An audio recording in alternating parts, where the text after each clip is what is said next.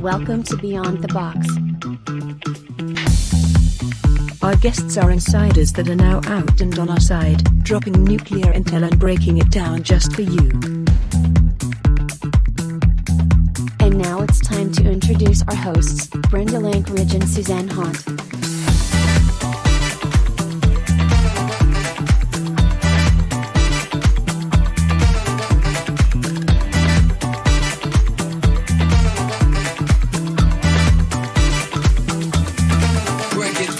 Join us and subscribe for weekly shows. Beyond the Box begins now. Let's jump in.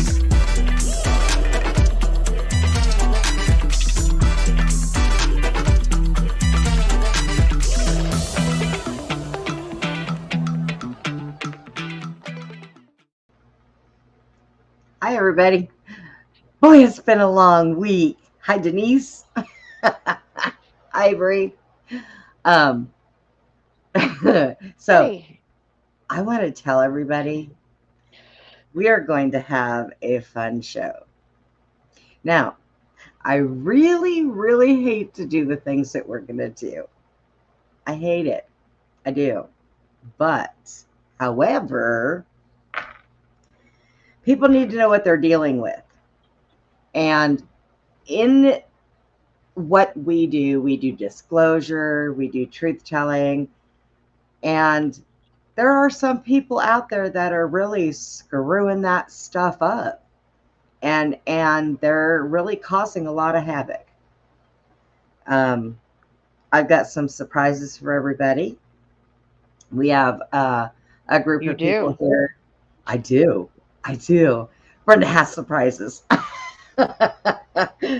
I like surprises, don't you? Don't you, Suzy?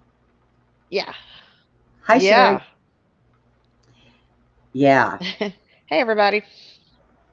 So I want to make sure, first of all, in our prayers tonight, we put in our brother, Abe Sayas.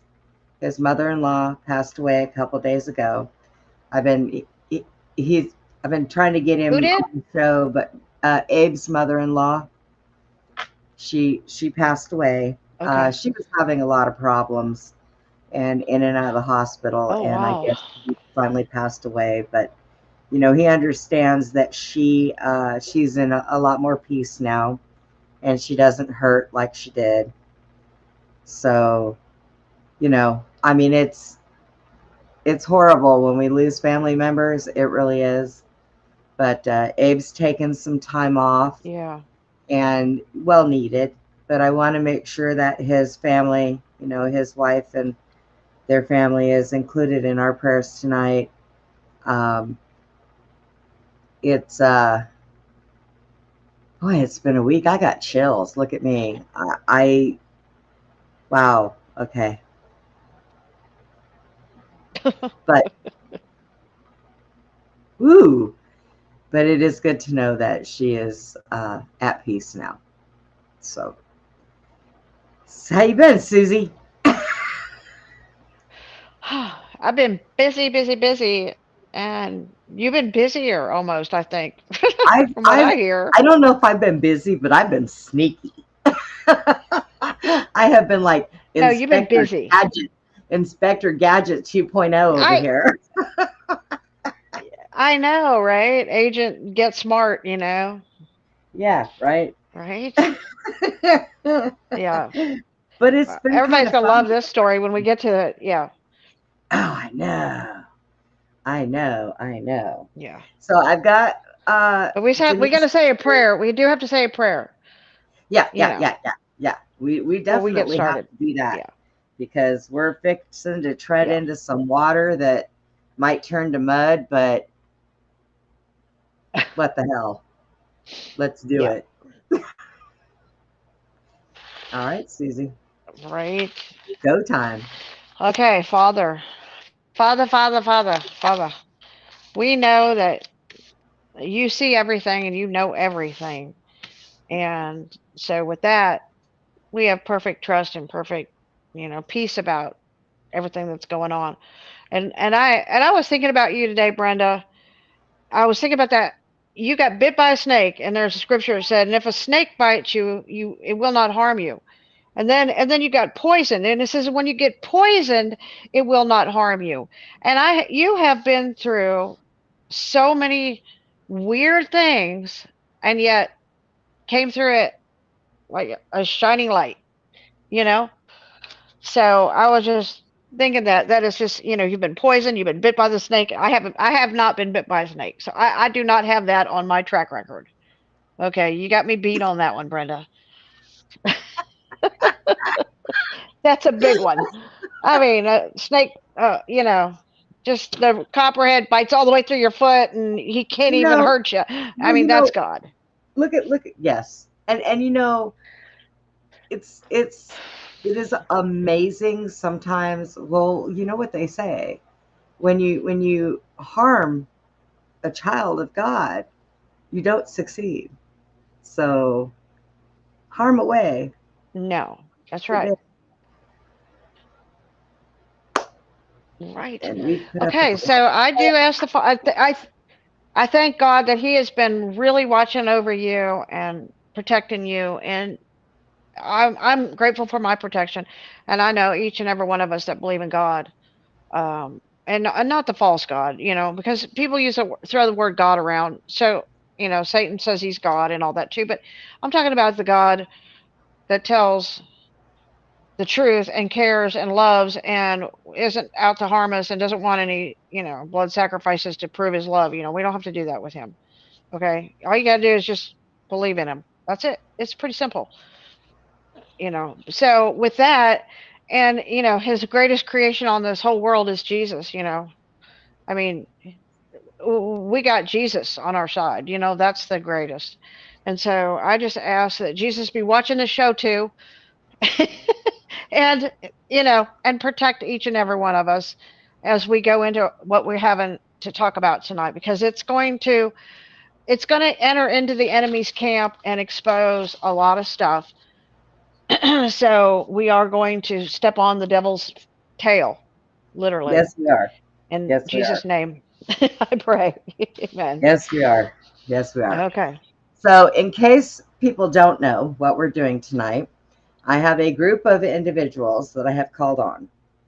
Now, we did the one exposure of Penny, and we left a lot of stuff out because, well, then all of a sudden, I had people coming to me telling me that they were not allowed to do our show anymore because Penny threatened them that if they did, they would not be allowed back on her show.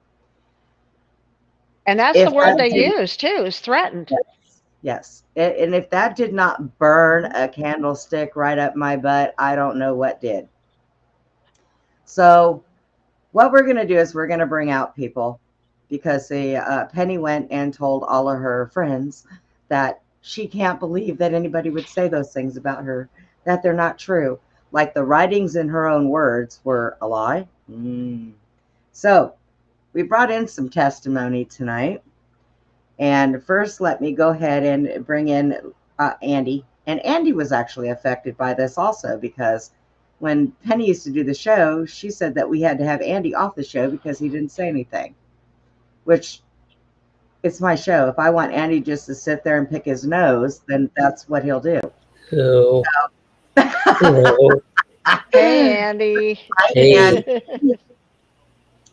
And then we have somebody else that is with us that has encountered and had some issues with Penny, which is our own Steve. Hi, David. How's it going, everyone? Yes. Hi, Steve. And we have with us tonight our Casey Sunshine. Hello. Casey Sunshine. I got a story for y'all too, because she was thrown under the bus and ran over a couple times by Miss Penny. And Karen, if we can get her in here. Karen, can you hear us? Yay. Maybe. Maybe not. Karen? Can we hear you, Karen? So, now, before we start this little shindig, Brenda's been a busy girl, like Suzy says. We all have known Penny's story about John, right? We all know this. I think it's impossible to not know because she just talks. Well, I didn't want to say anything to Suzy or anybody else until I knew for a fact that this was going to happen. So I put in a phone a friend and asked for a favor. And I got a telephone call today from Mr. John. And I spoke with him. So I will put that stuff out this evening. Yes. And what this is going to say on this show is, Penny, stop fucking with us. We know who you are, we know what you are, and we know a lot about you and finding out more. And we are done playing the games. Stop threatening people. Stop ruining people. This is a community of truth tellers and a community of disclosure. And you have suckered in everybody. And, well, we found out some really dirty truths.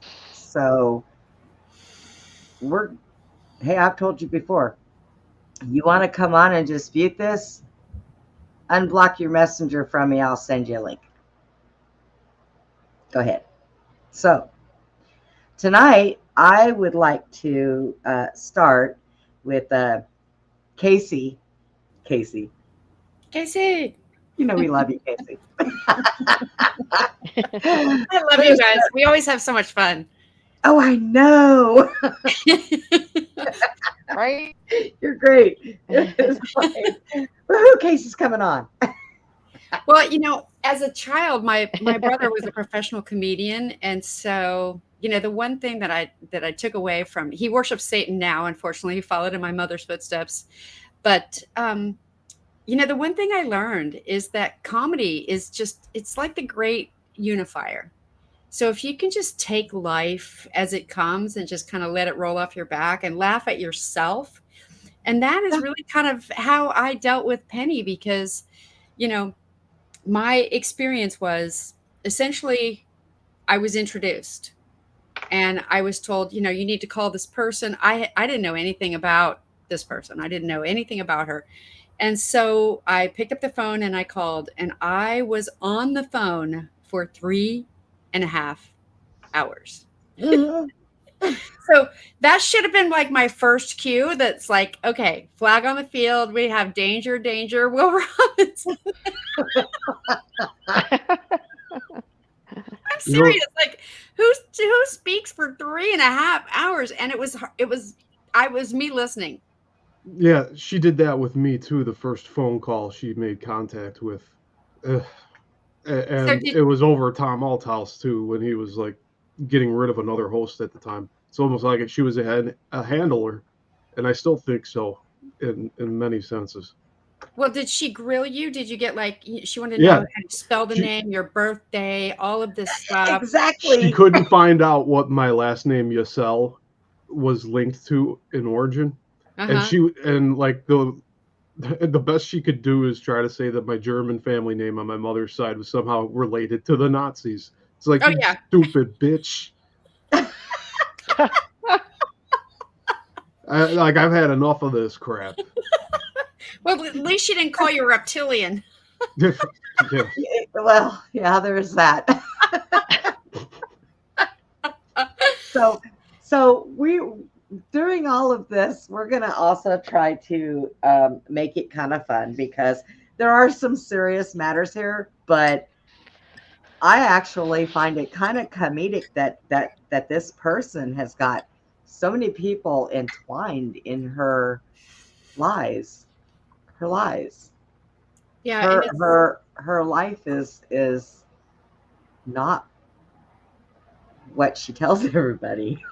Yeah, and that's the important thing, is because the truther community is small enough that we all need to make room for one another. And creating enemies and creating pockets of enemies is just so it's so goes against everything that we're trying to accomplish. So, like, in summary, like, I came on, I was working on Awake Nation. It was supposed to be like one day initially, and then all of a sudden it was, oh, can you come on this day? And so it was like this chaos. Oh, I don't know if so and so is going to show up. Can you show up? Can you show up?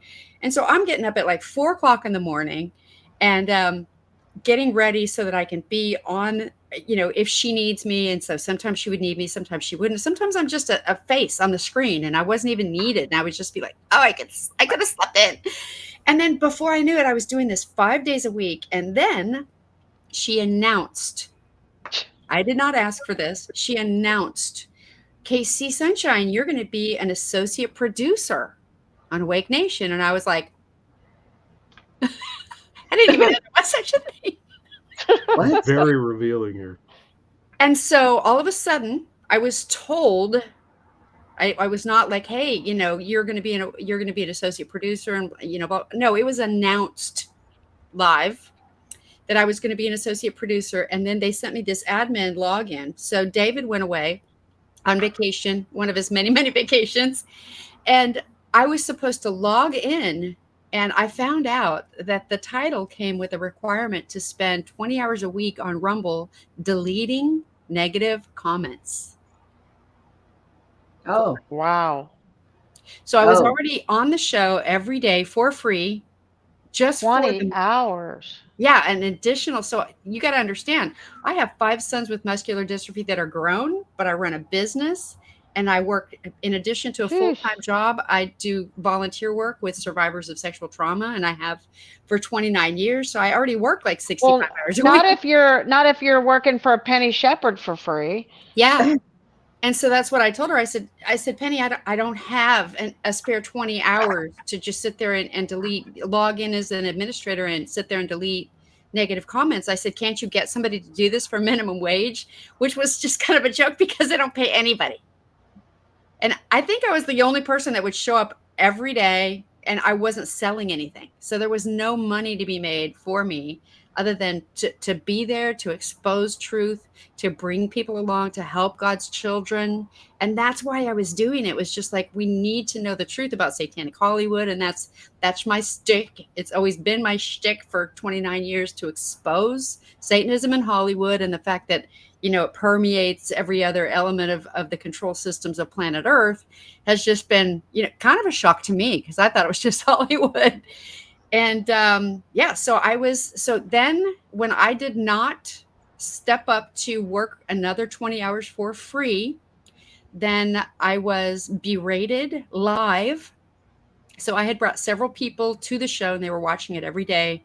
And then I wasn't even watching when they fired me as an associate producer and said I was disorganized. Now I have to tell you this. So I have 5 sons, and my oldest son was like, my mom is the most anal, over-organized psycho on planet Earth. So the fact that I got called disorganized, it was hysterical. Well, what she told us was, I know what she told me. What she told me was that you were trying to take over the show, and you were messaging David, and she, he was going back to her and saying this stuff, and you were just trying to take over. So she had to get you off the show, which goes along with that whole jealousy thing that I was told about by the person that I spoke with on the phone. So that's so interesting, Brenda, because I have to tell you, I had never had any communication, not by email. She tricked you, Casey. She tricked you. So I had never had any communication with David at all, until they disparaged my name on live TV. So they gave me this title, and then they took it away because I wouldn't capitulate to this requirement of 20 extra hours a week. I wouldn't log in as an administrator. I'm like, Penny, I don't have that kind of time. I'm not going to do that. I mean, I'm happy to show up for the show, but I'm not going to go in there. And so at that point, you guys might recall that I was the leader of the trauma triage. Mm-hmm. So I got these text messages from her saying, you got to just run the show. I need you, KC. You just got to run the show. You need to handle it. And I was like, well, what do you want me to do? This, that, the other thing? She's like, it's your team. Handle it. Yep. So that's what she said. And I had a text message and I screenshotted it, right? And so this is a Thursday. I get this message from her. She's like, oh, you know, I talked to your people and they're saying that you're taking this approach or that approach. And I was like, Penny, you told me to handle it. I'm going live. I've got a case today. So I have a full-time job. I'm like, I have a case today. I'm going to be in court this afternoon. I can't revise everything that I've got with my team. Everybody has a plan. Everybody knows what their plan is. And I'm not going to change it before 7 a.m. on a Friday morning. And she's like, you're supposed to keep in touch. You're supposed to work this through me. You're supposed to tell me what you're up to. And I was just like, I screenshotted this, like, and that's when I emailed David and said, look, Penny told me to handle it.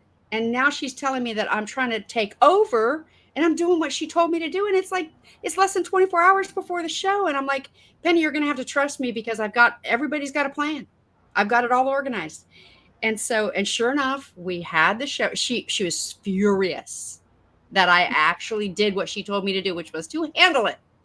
And so we went on and the show was fabulous. I mean, it was like everybody knew it was the most organized. I'm going to just say this. It was the most organized trauma triage in the history of trauma triage on the show. It really was. I mean, it was just like, it was that structure because you guys know, you've seen it. It was just so disorganized. There's a couple people that participated that, you know, just kept disappearing on and off the screen or, I don't have to mention any names, but it was very chaotic. And so I was like, so she said that it was disorganized. And then she basically publicly fired me. And I was just like, oh, great. So I get my days back. You were publicly hired and publicly fired. Yeah. And so like, I've been having a blast. I've done like 51 interviews on really high profile podcasts and, you know, participated in a lot, the Unity Tour and the Truth Tour and did participate in the song with that. And I was a speaker on the tour. And so I have been having a blast and I've had my freedom ever since then. But that was the only communication I ever had with David was to show him the screenshot and say, look, you guys told me to handle it. I did. And you know what? It was very telling. I got no response. No response at all. And so, yeah, that was it. And so I was just like, well, you know, at least I don't have to be her. I don't have to be her slave. I felt like a slave. 20-hour, yeah. I was on every day. I was on 5 days a week. I refused to be on the weekends, but I was literally on Monday, Tuesday, Wednesday, Thursday, Friday. That's crazy. For several weeks. It makes so much sense to me now with what Tom Althouse was doing while I was supposed to be making his documentary at his house. He was upstairs talking to Penny. He was on her shows every evening. He's like, oh, I got to get ready for the show. Like he just goes into a mode. And I blame Penny for part of it because from what you just said, she just totally engulfed your time and tried to just make you a slave. Yeah. And that's what I experienced like over when I was trying to help him over there. Yeah. And in addition to that, Steve, I was, you know, what I've done for 29 years is provide free support to survivors of sexual trauma. And she kept sending me people and telling me that, oh, this person needs housing and this person needs a job and this person needs this. And she was sending me all these people that would soak up even more of my time. And I'm like, look, I have a website. If somebody needs my services, they email me through the website or they can call me on my 800 number. I'll talk to them and I will do a one-on-one, completely anonymous, like just there to support them in their trauma. And if they want to continue to have sessions with me, then we set up a time. I don't find housing for people. I don't, find them food. Right. I was like, oh my gosh. I mean, do you want me to sell their car? I don't know. I make movies. I don't write books. I make movies. Okay. And Tom invited me to make a movie on his story. And when I got there, he changed it to let's write a book. And before I left, it became 4 books. And now who's in his ear telling him all this stuff? Most likely Penny. Yeah. Now, Robin did make a point. Thank you, Robin. Hi, Robin. that usually when some of stuff like this does not work out, sometimes it's a gift. Mm-hmm. So It was we've a gift all, to me. yeah, and you know what? We've all been gifted. So That is say exactly. That's what I Steve, was what saying. I was going to ask you, Steve, a question. What was your impression? Because you met Penny in person. Well, she didn't greet me when I arrived on your ranch, Suzy. She's the one that invited me to your ranch.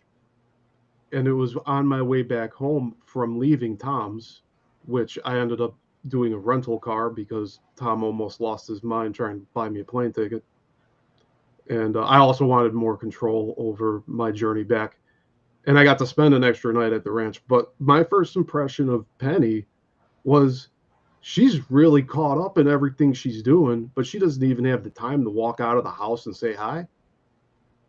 And she's the one that invited me to show up. I was greeted by the 24 dogs that were on the ranch, and they were a hell of a lot friendlier than she was. She just kind of wandered out of the house at like 7 p.m. Like, is the sun down?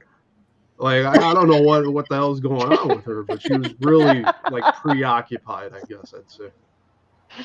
Well, I know when I was there, and you know, the funny thing of it was I had planned on, I'd gone out there once before, spent the day with Suzy, and then came home that same day.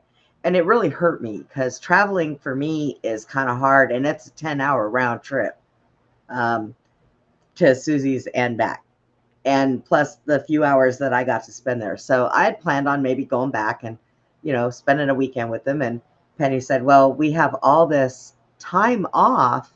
I have all this time off because David's on vacation. You should come out. Originally, she wanted me to come out there for a whole week. And I was like, I can't do that.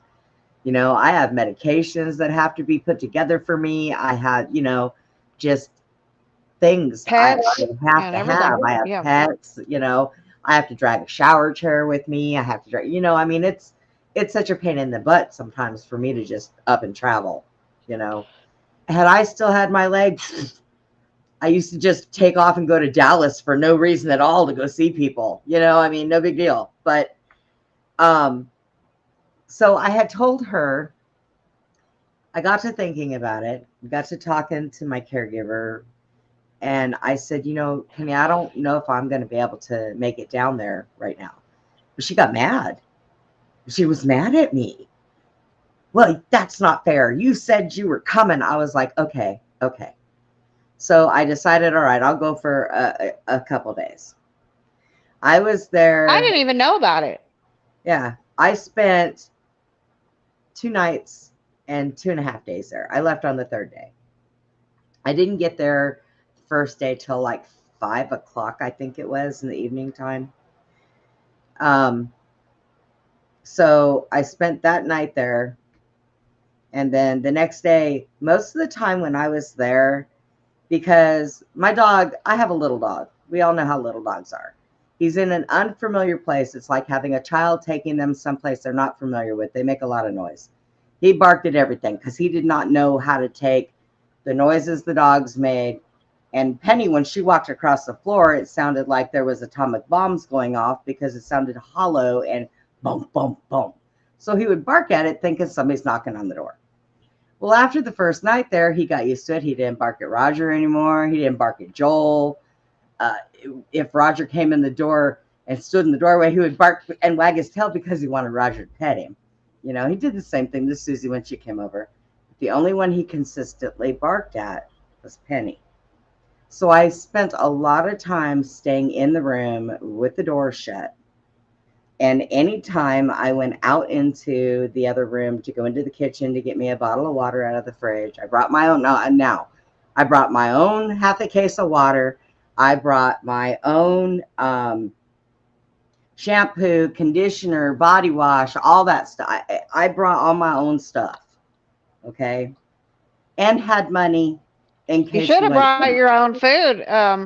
So, you know, not let her feed you the pizza with, you know, and end up in the hospital. I had money, but you and I and couldn't your dog. go anywhere. Yeah, you're into seizures.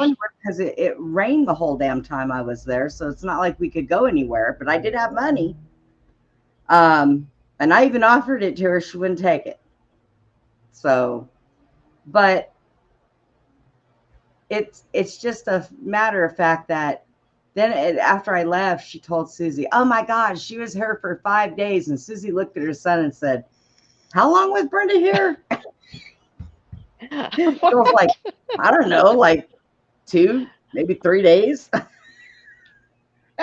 All that dog did was bark, bark, bark, bark, bark. Well, I'm sorry. Stop walking like you're knocking a hole through the damn floor, and he won't bark at you. Do you Got to know? put some pads on those hooves. Pads on the hooves. Pads on the hooves. But so it was like one of those things too that we went out there because we were invited to go, and I don't know. Yeah, see, I was invited too, and it was by Penny, but it was Suzy's ranch. Like I wasn't too familiar with all the details. Like Penny was taking care of these puppies. She almost asked me directly for payment for one of these puppies. And I told her I don't have any money. I spent everything I had to get back home with the rental and all that. Right. And that was like an emergency cost, like an extra 300 plus. She was trying to sell you one of Suzy's puppies. Now, mind you, let's not even hers. Yeah, it was Suzy's puppies. And she'd like just nonchalantly go out there to feed the puppies. Like I don't, just reflecting back on it now, there was many obvious signs that like something was not right here. Not at all. Yeah, she kept trying to get me to donate to the puppy food. And I'm like, well, I'm already working for free every day. And I need to get back to my real job where I can actually make some money. Because it was like I always got hit up for her, donations to feed her puppies. And they weren't even hers. I know she would ask for food. She would ask for people to donate for dog food and hay for the horses. And how much of that stuff do you think Suzy got? Yeah, probably nothing. Well, I didn't actually get any money, but occasionally she did buy some dog food for the dogs and stuff. So, but she got a lot of money that she spent on herself. And she would tell me, she would take some of the money and she'd buy something a little bit for the dogs. And then she'd take the rest and go buy groceries, or she'd go buy things or items or Amazon. So she used that a lot of that money for herself. That's what she did. But she never gave me any money. But that's, and Amazon was a she already was getting her bank, her check. She was getting, there was a person in California and a person in New York that were both sending her money, and then she was also getting a check every month. So she had average about $3,000 a month in her bank account, and she told me she could only give me $200 a month, and her electricity, the electric bill went down $275 a month after she moved out. And I told her when she was here, I said, Penny, I'm paying for your electricity because and you're living here for free, and I don't know anybody that can live anywhere on this planet for $200. And that's house, and she had my home. I moved out of the house because I couldn't stand to be around her. Okay, so I built a she shed. I built a she shed and moved into it to get away from her because she made me crazy. And that's no lie either. Yeah. That house looks a lot older on the property, and like the she shed that you built, like it's very functional as its own house. But, yeah, it's really nice. I like it. It's a sanity house. It is. Yes. It's a little bit of a walk. Oh my God. Yeah. Yes. I mean, I probably know Penny better than anybody on this planet other than her mother. Okay. So 6.5 years of living with this woman. Okay. So I know a lot of stuff about her. I know all the good and I know all the bad, and it's a scary situation. Let me tell you. Yeah. You know, with me being on Awake Nation, the thing that really, because I would get, despite the fact that she talked for 3.5 hours the first time that I met her, you'd think that I would know her life story, but no, it was always the Spanish Inquisition. She was trying to, basically do a background check on me. I was like, okay, so maybe she wants to know everything about me. Whatever, I'm an open book. But here's the interesting thing. If you have somebody up there saying on a regular basis that they locked me away in the crazy house, do you think that might need some explanation? Because it did for me. I mean, I would watch this on the show. Yeah. I have your answer. I have the answer.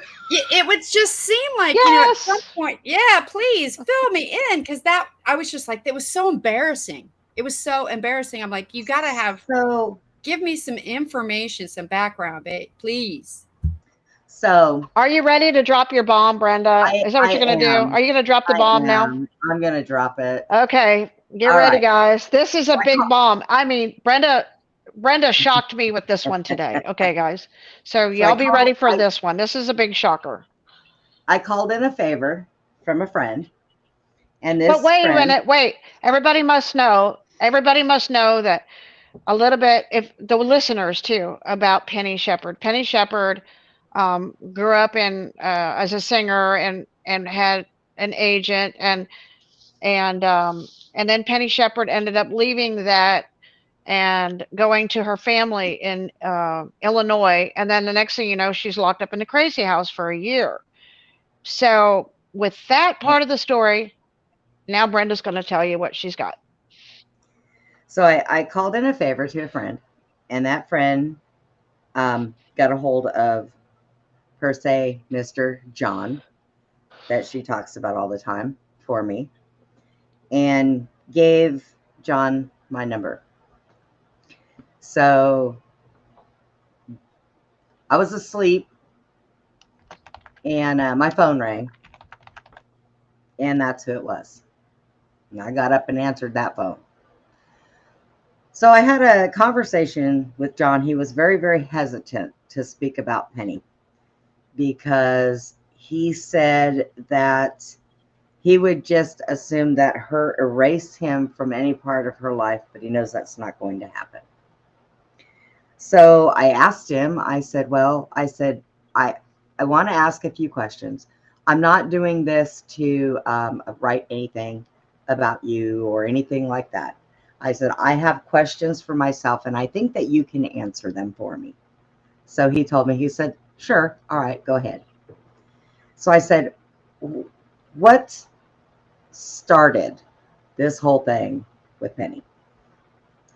And he explained to me that, he kind of would take care of these bands and find them gigs and do different stuff like that. And he said that the first time that this ever happened with Penny was they were, everybody was kind of hanging out and drinking, and things happened. And he was okay with that because at the time, him and his wife were not on the best of terms. After the second time this happened, he started noticing a lot of problems, like a leech. How did he put it? She latched on and would not let up. And it got to the point where she would stalk him, message him, call him all the time. Emailing him or something she was doing. She was trying to contact him all the time. Where it got bad was when she started to contact his wife. And he admitted he should have never done this. It was a big mistake. It caused a lot of problems with his marriage. They fixed that. So I asked him another question. I said, do you, trying to explain to him this situation was kind of awkward because he had to sit there for a whole minute because I think that he landed on the floor. I said, now, I hear a lot of her saying that she believes that your son, Johnny, is actually her son. And he said, that is absolutely impossible. Johnny was born 1 year and 2 months before I even met her. And I said, okay. This is true. So I said, okay. I said, so now she made a lot of claims of MK Ultra and, you know, different stuff like that. And he said, I don't know anything about that, but this is what I can tell you. I said, okay. He said that she has a bad habit of collecting other people's stories and making them hers. He said that she did sleep with quite a few people. He does know that she had several abortions. 4. Huh? 4? Would you say That we 4? know of. 4 that we know of. 4 that we know of. He said that it got so bad that when she left, he was glad she left because she was facing a lot of trouble because of the threats that were happening to his wife. So when she left and she went there, she was still trying to contact him and asking him to come see her, asking him if he left his wife yet, asking him all this stuff. And he finally, that's when he got a hold of her brother and said, you need to tell her to leave me alone. Because in that state or whatever state she's in, if she does not stop, I'm going to put a restraining order out on her. He said, she is nutso loony cuckoo. That's not the word to use, but I'm just going to say it that way just to be nice. Because the words he used were very harsh. He did say she is not a good person. She was involved in a lot of bad things. She pretended, like, which Suzy and I really already broke that down, and we knew. There was some stuff that he told me that we already knew. She only attempted to carry around a Bible and talk about God because of him and his family going to church all the time. He thinks that she was trying to go to that church so she could be around them. But he said, by no means is she a godly woman. And I said, okay. I said, you know, people can change. You know, everybody can ask for forgiveness. We're all given it. And he says, not with that one. Yeah, I'm going to say not with that one. I'm going to second that motion. Yeah. So then I had said to him, I said, you know, Suzy and I have an opinion of something that happened to me while I was there. You know, my dog got sick. I got extremely sick and almost died. And that man said to me, I would not be surprised because we think that she has done that to somebody else before that was trying to also get into the band. And because it was a female and she did not like her around all the other guys, we really believe that she did that. And it's like the same problem that you had. So he said, you know, we didn't have any proof that that's what happened, but the suspicion was definitely there. And the girl never came back. Well, you do know that she has confessed to poisoning people. No way. Yeah, in her own testimony. Did she? Yes. On the Imagination podcast, her testimony is a couple years ago. She gave her whole story, and she said that she had had an affair with a married man. Supposedly turned out to be her biological brother. Oh my God! I just want to Yeah, and by the way, he said seriously, that by no Casey. Now that's another thing that he said. Have you not seen that? Have you not seen her interview on the amount? So she says that she was having sex with a married man. What a freaking witch! And well, you're gonna love the next one because she said that he was handling her, that she would spend time with him. He turned out to be her biological brother. She was having an affair with a married man that was supposedly her biological brother. She got pregnant, and she said that he forced her to get an abortion down in Newport Beach, my hometown, and that she believes that her children were taken and implanted in someone else. But a side note, she said specifically that she assassinated certain individuals, that she received information. She was in her hotel room. She would receive a code. She would get a phone call. They would say something to her over the phone. And then that this John person had put poison in her purse. She was instructed to go to the hotel bar, seduce this guy, go to his hotel room, have sex with him, wake up in the morning, put this powder. Wait, I do think I remember that. You're right. Yeah. Yes. Put the powder in that was in her purse, I forgot about that. His coffee, and make sure that she stayed long enough to make sure that he drank it, and then left. And then his coffee, Brenda. His coffee. And then 2 weeks later, she said she found out that he was deceased, but that didn't I see that in a movie somewhere? Probably that was in a movie somewhere, or some bad X-rated site. But didn't you say when she brought you that coffee, it was so gross you couldn't drink it, you had to throw it away? You're like, what is wrong with this coffee she gave me? Wow. So then she also says in the same interview that she was a weather witch, and she speaks about like being at a Starbucks and she's getting this Wi-Fi and she's doing all this stuff, and then she controls the weather. She created a storm, which is basically saying you're demon possessed. Weather witchery is demon possession. So it's like when I saw her so after this whole dynamic where she sucked me in and had me working as her slave, and then declared me an associate producer, and it required this thing that 20 hours and all this. And then they publicly disparaged me. I was just like, okay, fine. So in that, I finally said, I'm going to go see her interview. So I sat and I watched it. So I'm not gossiping. I'm telling you, these are her words. She is a CIA assassin, trained MK Ultra from her own testimony.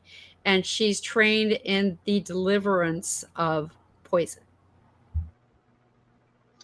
Well, in her book, which I'm going to show in a little bit, she says that she actually murdered the president of Venezuela, and he was poisoned, is what they believe. Yeah. Yeah. So the last time that we talked about this, we brought up some of the things that she had written in these journals that she left there. Tried to put everything in a bag and was hoping that somebody would throw it away, and they didn't end up doing it. So tonight, Suzy had gone through more of the books and found out some more stuff, and we were like, what? So tell the audience how many books that Penny left behind, Suzy. Roughly how many? There was around about 100 of the books, and they were all dated and logged, and it started from about 217 to current on the dates. Yes, but just so that you know, because I did ask him that question, if he was related to her in any way, and he said, oh hell no. He said, never have been, never will be, and don't ever want to be. So there's a lot of things that I think that she pulled from places. But the one she's not thing Agent X11, Stranger Things, and John is not her biological brother. And she is a liar and her own words are going to, reveal that in a minute, Yeah. And First-hand account. Yeah. And the one thing that I want to say here is this. We're not doing this because we're bullying. We are doing this because there are people that are believing in her. There are people that are putting their own personal being lives fooled in her hands. And according to some of the stuff that Suzy found on payments from New York and California, your information, people, may not be as secure as you think it is. Okay. And people are trusting her. People in this community are trusting her, and they are getting just, whether they know it or not, they're getting fucked over. And I'm just going to say that. They're being disarmed by her love bombing them too, saying I love you, I love you, I love you all the time. Yeah, that was the weird thing. Okay, I'd never met her. And in the beginning, she was like, oh, Casey, you're so awesome. Oh my God, thank God you're just a savior. Like, oh my God, you're my best friend. And I was just like, I have best friends. Do I know you? You are not one of them. And so, I mean, I'm serious. Like speaking of love bombing, that's why I was just like, oh, I was the greatest thing since sliced bread. Oh, we're going to make you associate producer and that we want you to be our slave. And I was just like, oh my gosh.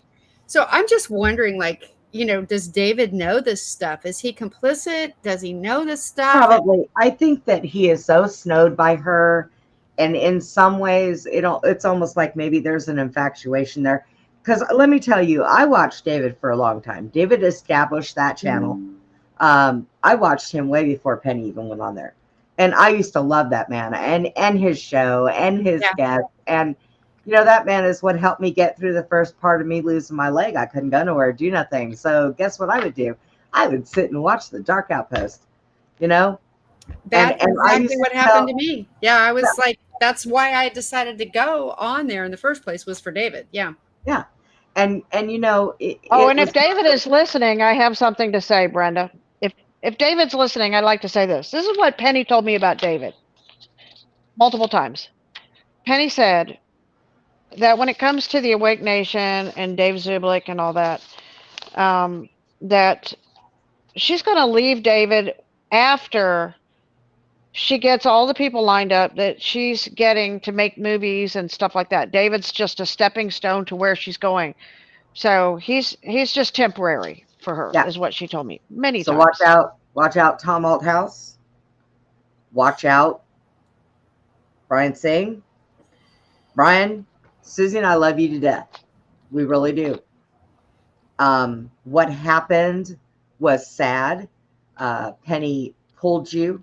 I tried to get you to come back on, and the whole entire time you came on one time, and that was with Rocco. We wanted to continue to work with you and everybody else in that community. She has made it virtually impossible. And it really saddens me. And I really am just to the point where it's like, y'all need to watch out. I mean, seriously, be very careful, because your information and what you think is going to get out. I mean, Penny has come to us and said things about everybody, including Tom. Yeah. Tom got upset one night when Jim was on, which was the first night Suzy and I met Steve, because of what Jim was talking about with JFK's assassination. It triggered Tom. And I told her, I said, well, we can just, not have Tom come on when Jim's on, or just not have Jim come. No, I cannot base these shows just because Tom wants to just be in his feelings and all sensitive. Well, shit. Yeah. But do you think that she's going to say that stuff to your face? Tom, I'm telling you what she said. And when Steve set it up for you to come and talk to me and Suzy, and we were bringing the paperwork. Listen close, Tom. Listen close to Brenda right now. Yeah. We were bringing the paperwork that she had written, and the words that came out of her own mouth, and what she had done. And you know, Tom, after you left the show because Penny took you with her, I still messaged you and never said a word about Penny. It was always, "Hi, Tom, how are you doing?" And when you told me about your thing with Roseanne, that was so cool. I'm excited for you. I would have never, ever turned around and went to you and, "Well, Tom, Penny said this." I mean, no, not without any damn proof of it, because I am not like that. Yeah, And, we're not. Yeah. It was not to slam her, but I want you to be very careful with your story. You want to trust in Roseanne, trust in Roseanne. Be careful who else you trust, because there are a lot of people in the communities that are controlled opposition, and they really are.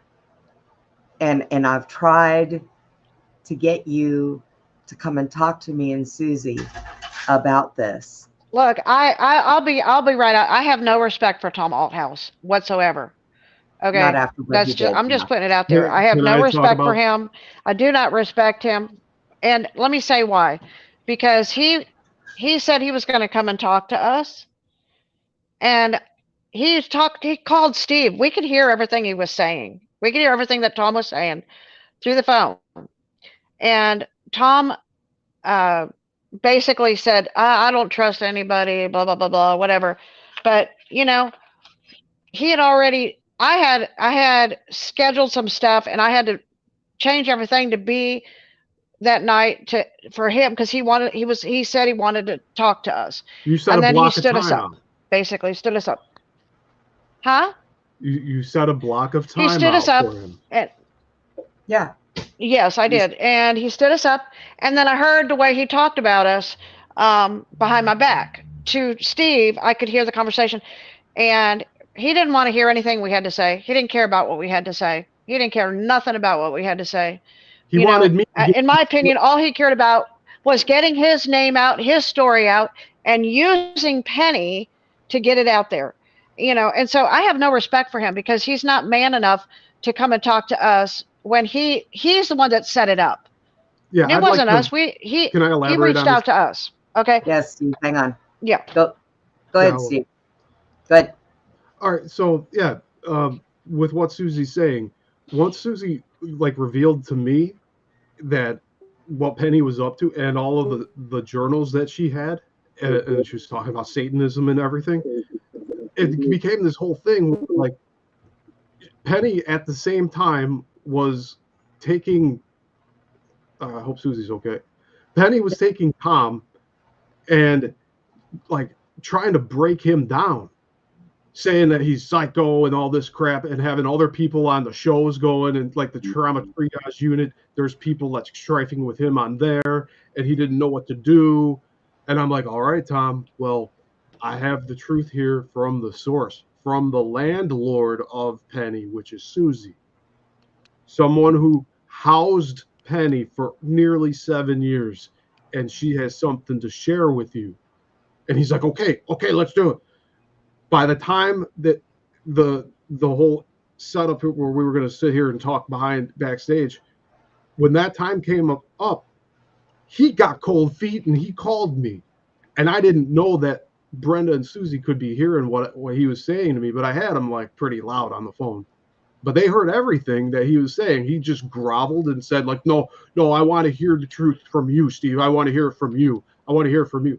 The truth is coming from the source, Suzy. You need to hear it from her, not my filter. I can break it down for you in a Cliff Notes version, but you need to hear it directly from the source, which is Suzy. And he totally disrespected everybody's time that night, as well as the past several weeks prior to that, where he'd be rescheduling planned shows with me. And I don't say a word about it, that it's inconvenient that he's doing all this crap.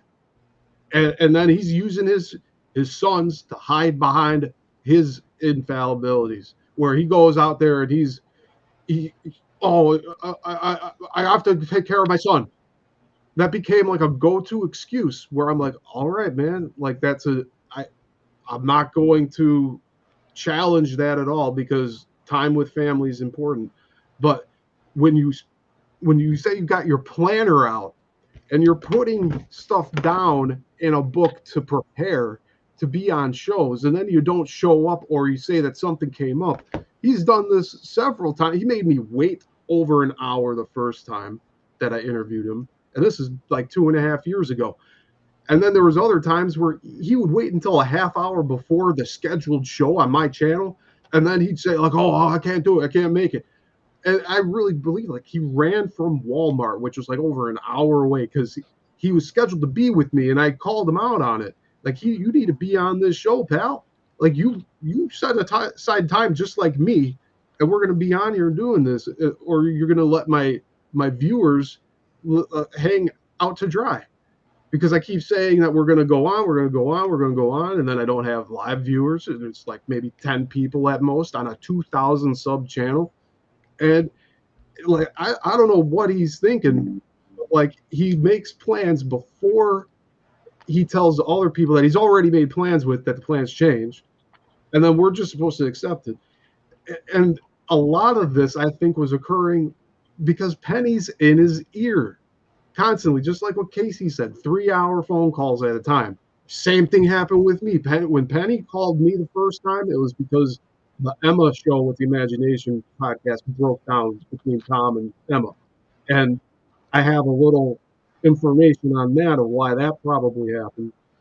But then all of a sudden this gray character got involved, and like Tom's like acting like it's the boogeyman, like, "Oh my God, he's ruining my life."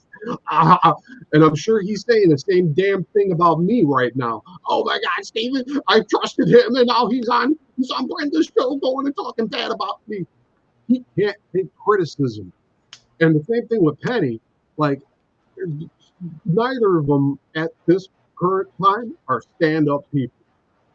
And I thought they were at a previous time. So we have to take our 5-minute break. When we come back, we're going to go ahead and let all the stuff out of those books, y'all. So, yeah. But I have to say one more thing, Brenda, before we go to our break, and that is to address what Steve was saying and about Penny and Aldhouse, is that whenever all this stuff happened between me, Brenda, and Penny, Penny told me that she called Aldhouse and that she called Brian Singh, okay, and that they are going to turn their back on you, Brenda, and that I was to come on board with them, and I was to drop Brenda as a friend as well, and because they had her back, and then they were going to be supporting her in what she said. So I just had to say that. Yeah. Division. And little did she know that Susie and I were better friends than what she knew. Yeah, Okay. and you know what? God wants us all together, working together, not like this. And that's the most important thing that I want to say before we go to break. And that is that we need to come together with God's creation, Yeshua, Jesus Christ, because all these people that are talking about gods with a small g, we need to be able to identify them on the player's field. That's right. Mm-hmm. That's right. We do. Yeah. All right, everybody, we are going to take our 5-minute break. You all know how it works. My dogs have got to pee, so I have got to go. And we will be right back.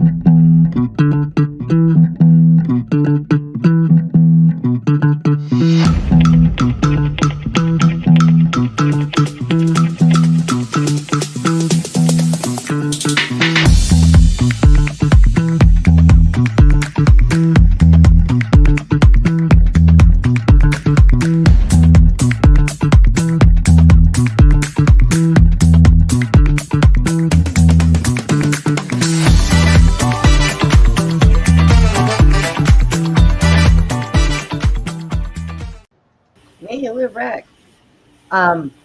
Suzy, Hey. I've got to set some of these up that you sent me. Oh my God. Okay. She's going on and she's sending me pages, y'all. She gets to page 22 and I'm like laughing at her. What are you doing? She found some stuff, boy. She was like, oh, okay, yeah, it's time. Yeah. You know what? And Norma, if David's using Penny, Penny's using David, Penny's using Tom, Tom's using Penny, and everybody else is using each other, well, you know what? That's fine. But those people that are doing all the using need to understand that there are smaller people in that little fishbowl that they could harm. And really, mentally, some of those people are just grasping what they're going through, and then to turn around and have to deal with, being harmed by anybody else. There's a lot of people in that community that I'm actually very, very fond of. The SSP program, all that stuff. And I worry about them because, I mean, hell, if you ask me, I watch these shows, and I watch the way Brian is with Arkeem. I love Arkeem. I like him. He's a very knowledgeable boy, but I look at it and I sit back and I think, is he handling him? He is handling him. That is what he is doing. And I don't know if it's for his own selfish reasons or if he really wants to help him. So they really need to take that stuff into consideration when they're getting these people's stories, and they're getting their stories out and what they're doing to them in the process of what all they're doing for them. I am a little worried about some of the things that I see happening, but I don't say anything because you know what? It's not my life. I'm not in control of that. So I just I just feel bad for them. But as long as they know that when shit rolls downhill and they really feel bad and they need somebody to talk to, they're more than welcome to come and talk to me. I don't have a problem with that. I'll give them a safe platform to come and talk on. I always have. Suzy and I have never ran a show to where when somebody has come on and told us their story, we have never been like, ha, I don't think so. We don't say anything. We will kick out people in our chat if our chat says anything like that, because that's not what this is about. It's about truth. It's about disclosure. Right. It's about comfort. And we want this to be a safe place, and we want this to be a comfort zone. No judgments. You come here, you're safe. Right. That's the way it is. So, Suzy, would you like to talk a little bit about what you found while I sit here and grab some of this? And tell me what you want to start with first. Do you want to start with the very first one that you sent me? I know that you numbered them this time. Sure. Yeah, you know what? I numbered them. Yeah, so that way you can just start with number 1, and then I'll talk about number 1, because the one of the topics that have come up about Penny and her story, and it is a story, believe me, a fictional story, okay? And with that fictional story that she's given, she's changed things to make it sound more exciting or more dramatized, or make it fit a narrative. Like, she wants everybody to believe that she is Agent X11 Stranger Things. She is not Agent X11 Stranger Things, okay? And John is not her brother, okay? And John is not Yahweh Satan, okay, like she says. And which she says that a lot on the show. She says it a lot to everybody she talks to on the phone and stuff like that too. And she claims that John and her had sex together, and that they took her fetus, and then she had he had a son, and then that son is her son. And everybody goes, well, Penny, did you get them to do a DNA? Oh, well, they'll never do a DNA test. I'll never get that. I don't know if he knows that I'm his real mother or not. And, and I'm like, so, that'll never happen, because, that's her excuse. So in her book, though, she has dates and information about, who she slept with and when she slept with them, and then when she and just so to get the story straight, John and his wife Monica had a son, and it was in 1990. Okay, and John did not meet Penny till like a couple years later. So it would be a little impossible for them to have, that scenario to play out when he didn't even know her and she didn't even know him, and so I think with this first page, Brenda, and it's so small I cannot read it, but actually, hang on, I'm going to go back to my deal and then I can look at it. But this first one is, it says that she is already, says that she is already pregnant with Eddie Vallen's child in 1990. Okay, so she was already pregnant in this. Hang on, I'm going to look on your where I sent it to you, because basically I screenshotted it from my photos and then sent it to you. Yeah. So I can look at it. I can go back and look. There you go. Yes, we're blind. Starting with number 1. Okay. So in this one, it says that basically this one is where it says,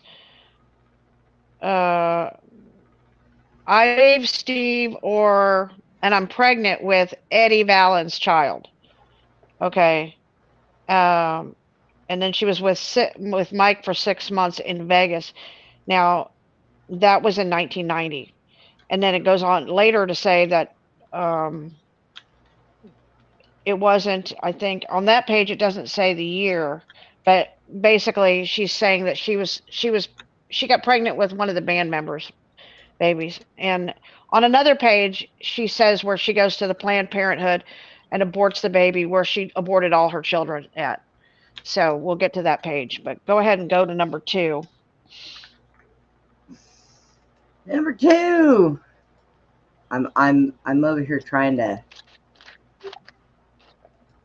talk to people and download. Now, in number 2, yeah.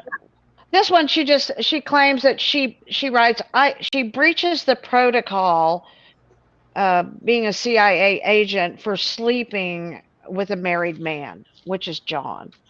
So she writes that, I breached protocol by sleeping with a married man. It hurt. That's what she said. So, you got to take some of this stuff with a grain of salt that Penny says, because a lot of her stuff, she's delusional in the way that she, tells her story sometimes. I'm just saying it. I'm just putting it out there. Use a little discernment here when you hear what she writes. Okay, page 3. Are you ready for page 3? Yeah, give me 1 second, Steve. I cannot answer when I pull this stuff up. It's all good.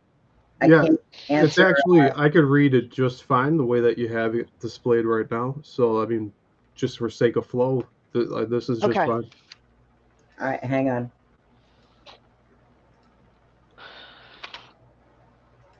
Three's a shorty. Yeah, this one's a short. She says to herself, like she's talking to herself, she's saying, you are a medium, Penny, a magician, magic. She writes that about herself. Okay. Yeah. So we're just going to read little parts of little things that Penny has said. That was number 3. Number 4 and 5. Mm-hmm. 4. Okay. Yeah, number 4 is she says to herself, I can talk about MK Ultra and not DC or Darrell Corey, right? She can't talk about him. And John, I can talk about John, but I can't mention a last name. And I can talk about Tommy. Tommy's okay. So she's telling herself what she can, because I believe that when it came to John, she was afraid that she was going to have a lawsuit against her. So she had mentioned that many times, that if she did that, she could get in a lot of trouble. Like he would so she knew that she was told to back off. Okay. So she writes that in her story. So, and then there's page 5. This one is really weird. Okay, this one. This is 4 is so and weird. 5. So hang on. That was 4. So no, that's Okay. 6. Okay. Yeah, it was 4 and 5. So in this one, in 5, she talks about the shepherd team standing. Well, the shepherd team is standing by you. Now, the shepherd acceleration will release demons. Is what she says. So accelerator, or the shepherd accelerator, will release demons. Okay, from beasts from the sea, not just here and now, into the past, future, and other dimensions. Take the shepherd online. So, I mean, she's saying that she's putting her name on on something called an accelerator, where she's going to release demons. Okay, I just thought that was quite weird. Okay. Now I gotta stop now. Okay, anybody? Casey, you want to say anything? Anybody? You got any comments to that? Yeah, I would really The like shepherd accelerator. Okay, so what I'd like to interject here, and this might blow somebody's mind here. Okay, and you guys are very well aware of the crazy shit that's going on. Yeah. I'm just gonna say that there are people who have heavy metal toxicity that are getting downloads from the satanic supercomputer, and that is exactly what this is. So all of Hollywood is controlled by these downloads that they're getting from heavy metal toxicity. They're heavily parasited. They have, like, be it graphene oxide or chemtrails or whatever. So what she is literally describing to you is how demons enter into humanity. And this is something that we know. And that's why it's so important for those of us who serve Yeshua, Jesus Christ, that we understand that the Elohim are the fallen angel, the gods with a small g. And people like Penny are channeling. She's talking about being a medium. She's talking about psychic. She's talking about all of these new age practices. Now, what I'm going to say here is that in 29 years of dealing with survivors of severe sexual trauma, and that includes CIA assassins, that includes people who were abducted by aliens, that includes the full gamut of people who were raped by politicians, raped by Hollywood, raped by people in power in our corporatocracy. And so what I'm going to say is that it's all interconnected, and that essentially what we have is that if you don't serve Yeshua, Jesus Christ, you are serving the fallen angels. And all of the new age practices are the gateway drugs to the new world order. So when Penny talks about being a witch, when she talks about mediumship, when she talks about being a psychic, when she talks about weather witchery, when she talks about her extramarital affairs and her sacrifices to the gods through her process of abortion, these are all demonic processes. And that is why, I come out and I'm trying to educate people, because people in the truther community, they're welcoming in the people who read tarot cards and psychics and mediums.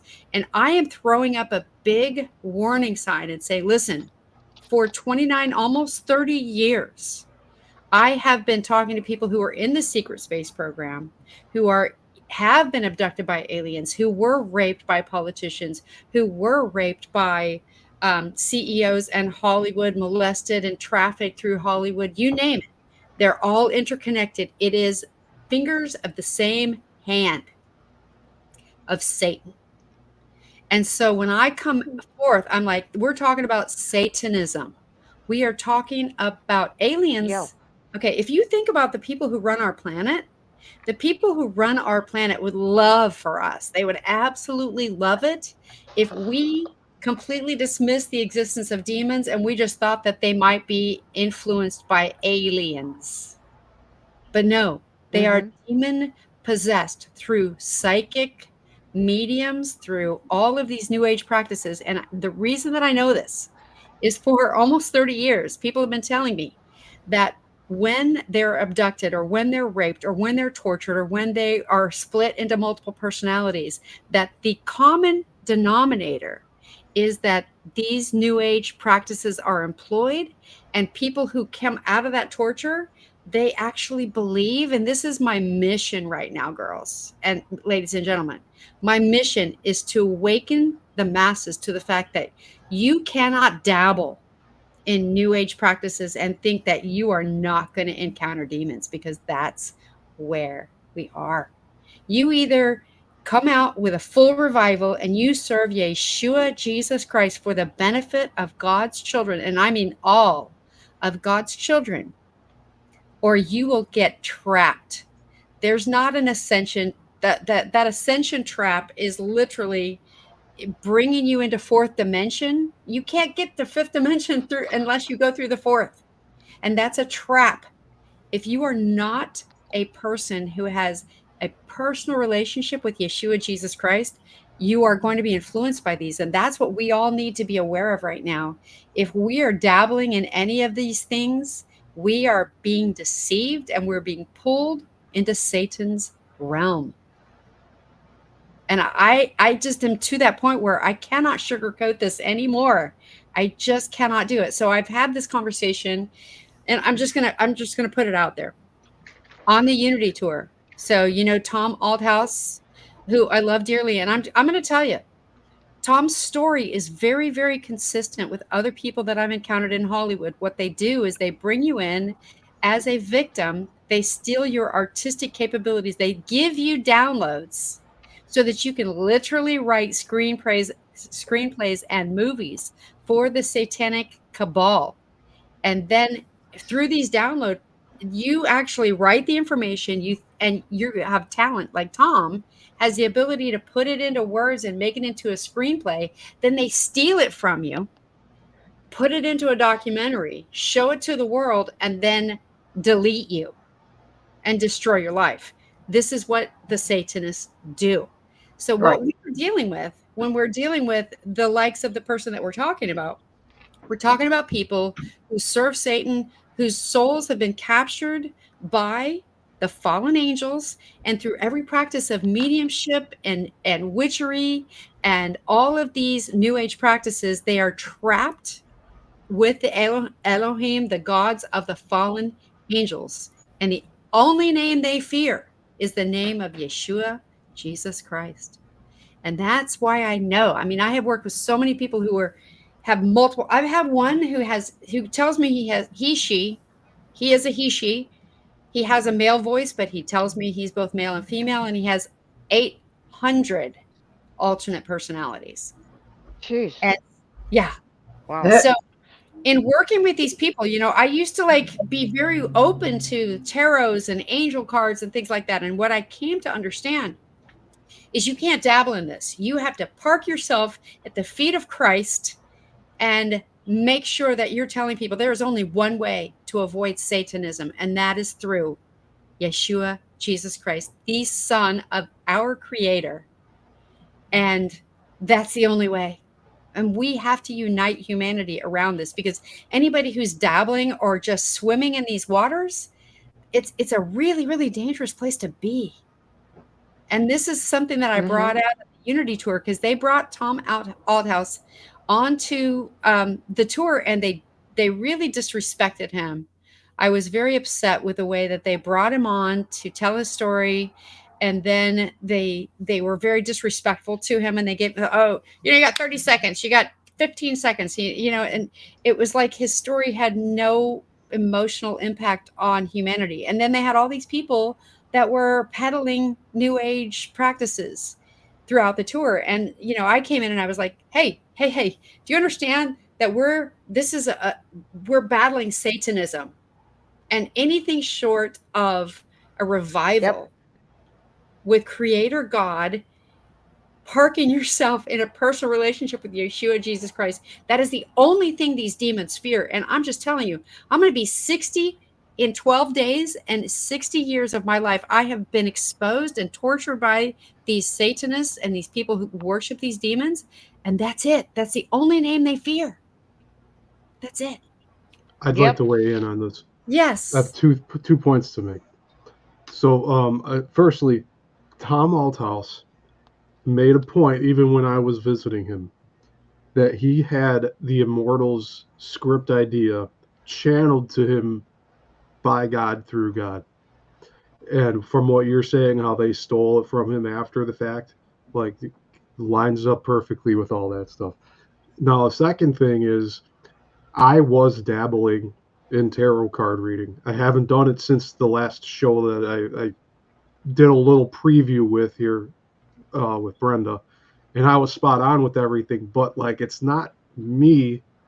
I'm doing an interpretation of the cards and stuff, but like, I haven't touched that deck since that show, and I feel like I'm better off for it, because even though it was very accurate with what I was reading, like, firstly, it's draining, and secondly, from what you said, Casey, this is the dabbling in the New Age spiritualism.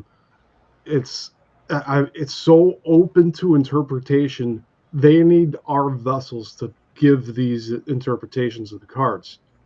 So we're putting our energy into that stuff. And I feel that when I deal with those cards, I like you talking just now made me think that I should probably go and burn those things, or just get rid of them. Yes. And I'm just going to restate this. I cannot state this strongly enough. So I was working with a CIA assassin, and he would tell me he's not the one that has 800 personalities. He has 200. And he would tell me that he knows that he's being used just like Penny. I mean, it could be that Penny's stealing his stories and telling them as though they are her own. But the point is that he's telling me stories, and hundreds of people have told me. Imagine, I've lost count of the number of people that have told me their stories in 29 years. Okay. I talk to 10 new people a week on average, multiplied by 52 weeks in my 29 years. I don't know. Okay. And I don't write it down. I do not. I make it a point. I don't want anybody to be able to steal some notations or anything like that. I want these people to feel safe, that when they tell me their stories, that it will live and die with me. So what I have learned is that when these people are dabbling in any sort of new age, and I did it myself, even my son, I was talking to one of my sons, and he's just like, Mom, yeah, I actually told myself, oh, I can do the tarot cards, but I'll do the angel cards instead. It's all a trap. Okay. What Satan did is he infiltrated all of our systems, our mechanisms of control, be it through our entertainment, our politicians, and our corporatocracy. And then once he did that, he created he pulled all of humanity away from God. And then he made it all love and light. Just practice yoga, just cleanse your aura, open your chakra, do some Reiki, read some tarot. Do you know what those things are? That is you relying on yourself to try to connect. And let me tell you, the fallen angels, they used to live in God's presence. They're very beautiful, and they're very convincing and deceptive. And they're very, very good at pulling us away from God. And there is nothing short of turning my free will over to Yeshua, Jesus Christ, every morning upon waking, that makes me feel safe and wants me to go forward on this planet, because everything else is absolutely demonic. This is Satan's realm. And everything playground. Yes.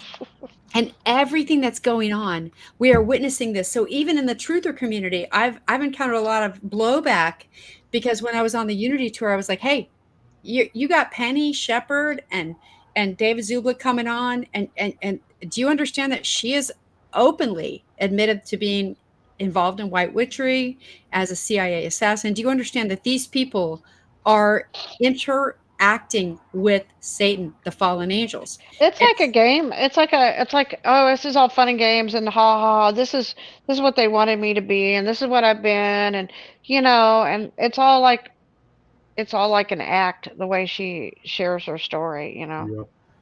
Well, that makes me wonder. Okay, so in my world, ever since I left Awake Nation, they've not even been on my radar. They don't show up in the let's say, the areas that I am constantly receiving intel and the people that I'm interacting with. They don't show up anymore.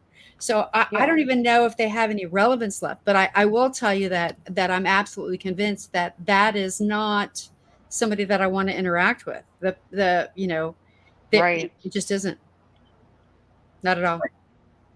Thank you for that, Casey. That was really good, and I appreciate that.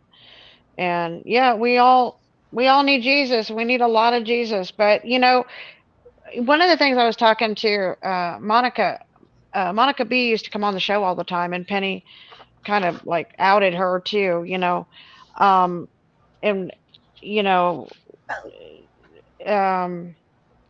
she had a situation where she had some demons, and she got rid of the demons, and they got prayed for her.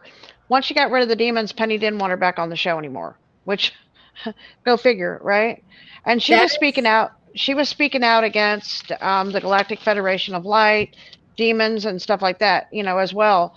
But I mean, she's got a really good voice, and I hope she comes on sometime and shares her story. But yes, I guess, okay, can we go on with the next page? Because, Yes. I like to, okay. Hang So, on, I have it up. okay. I have it up. Do what? I said I have it up. Hang on one second. Okay. Page And while 6. she's pulling up that, I was just going to say what you said, Suzy, is just that, yeah, she wants people to be a shit show. When people get healing, she doesn't like that. Just the more chaotic, the more interesting the show, and that's definitely not good. Right. Yeah. I think when Monica had the problem with the demons, and it was okay for her to come on the show, but the minute she got rid of the demons, it was like she didn't want her back on the show anymore. Which I thought was really weird. I mean, because I said, she's really getting better, and she goes, no, I can't have her back on the show. I just can't have her on the show. And I'm like, that didn't make any sense. I mean, Monica was in a situation, and she was raised in a certain way, and she was married to somebody that was, handling her and stuff like that. And this was going on, and she turned to God. She gets delivered. Oh, I know what I was going to say. What I told Monica is, the one thing that we can't do is we can't. I grew up. I spent a lot of time in the churches, and and stuff like that. And the one thing that you can't do is what they try to put pressure on you to win souls. Nobody can win souls. Okay, that's God's business. And what it says, no man comes to God unless God calls them. Okay, it's not our job to save anybody. Okay, that's God's job. Okay, God does the saving. We're not the saviors. Okay, He is. God. Nobody can come to God unless God first calls that person. So you can't go out and win this person and win it. But what you can do is, as God gives you words to encourage or to help this person or to make things better for them, then you share with them and you help them. But God does the work. And so, when I said, she said, I will pray for Penny. I said, you can pray for Penny all you want, but until God calls Penny, you're just wasting, what I'm saying? Yeah. Well, God knows who Penny is. God knows what Penny needs.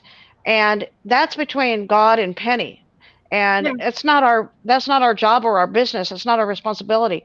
What we are to do is to speak the truth. We're to walk in truth. We're to do the right thing. We're to say the right thing. And we're to walk away from people like that. Once we know that we've been tricked or deceived, we are to excommunicate them from our lives. Okay. And don't allow them any more access into our lives, and protect ourselves from those people. Now, if God chooses to save that person, there will be a true conversion. Like the serial killers that tried to kill me, Lucas and Toole. Lucas ended up having an encounter with Jesus after he murdered hundreds of people, had an encounter in prison, and he became a Christian for 16 years. Now that was God's doing. Okay. God did that. Okay. And, same with James Files, who shot JFK. He had an encounter with Jesus in prison as well. Okay. He was trained in the CIA assassin, but God called those people, and that's how it works. God does the calling. We're just here to, be that, person, and, so nobody should feel guilty or feel like burdened or let them drain your energy because you think that you have to do this and you have to do that for that person. That's not what God has called us to do. Okay. That's God's job. We got to let God do his job, and we can do it better at what we're supposed to be doing. That's my take on it. Okay. So we're on page 6, right? Yes. Okay. All right. So this one, she said she asked for 3 things. She asked to go back to Area 51. She asked if she could be with John, and she asked to rejoin the CIA because she claims that she is now an agent shepherd, meaning she's a spy on the American people. She chooses, and that's what an agent is, who is an asset or covert access. That's what she would always say. I'm a covert asset. I'm an agent. And she would get mail that comes to the house that says Agent Shepherd, Agent Shepherd. So her name is Fortner, but she changed the name to Shepherd because she wanted everybody to think that she's the shepherd of the sheep, that she is the shepherd. Everybody comes to her.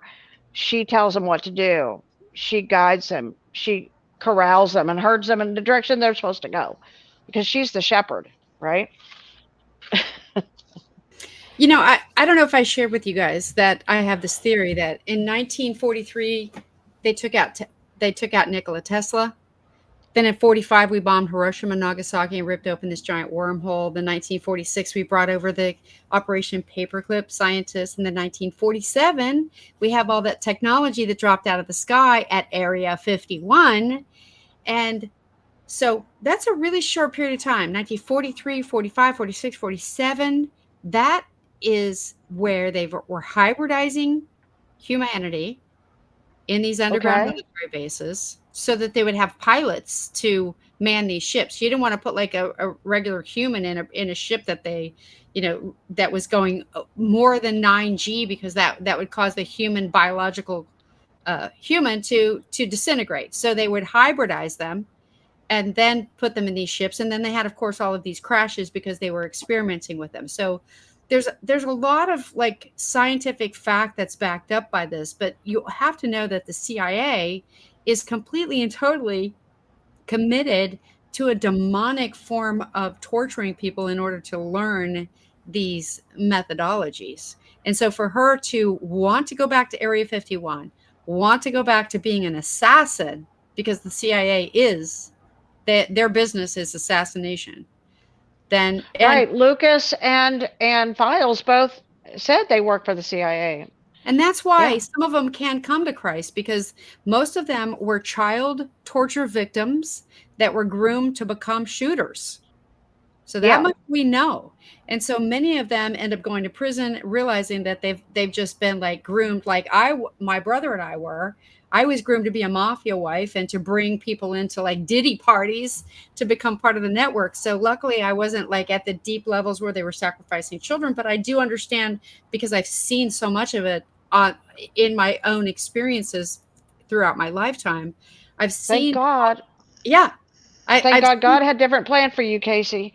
Oh my gosh. I thank God every day that he had a different plan for me, because this is, it's shocking.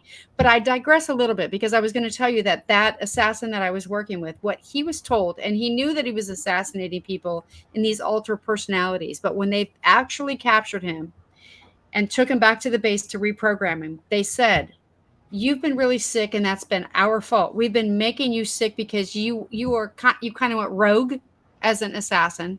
So you went rogue a little bit. But if you could come back in line and do what we want you to do and become a new age influencer, we'll give you 20 more years with health. We will restore your health and give you 20 more years on the planet if you'll just become a new age influencer.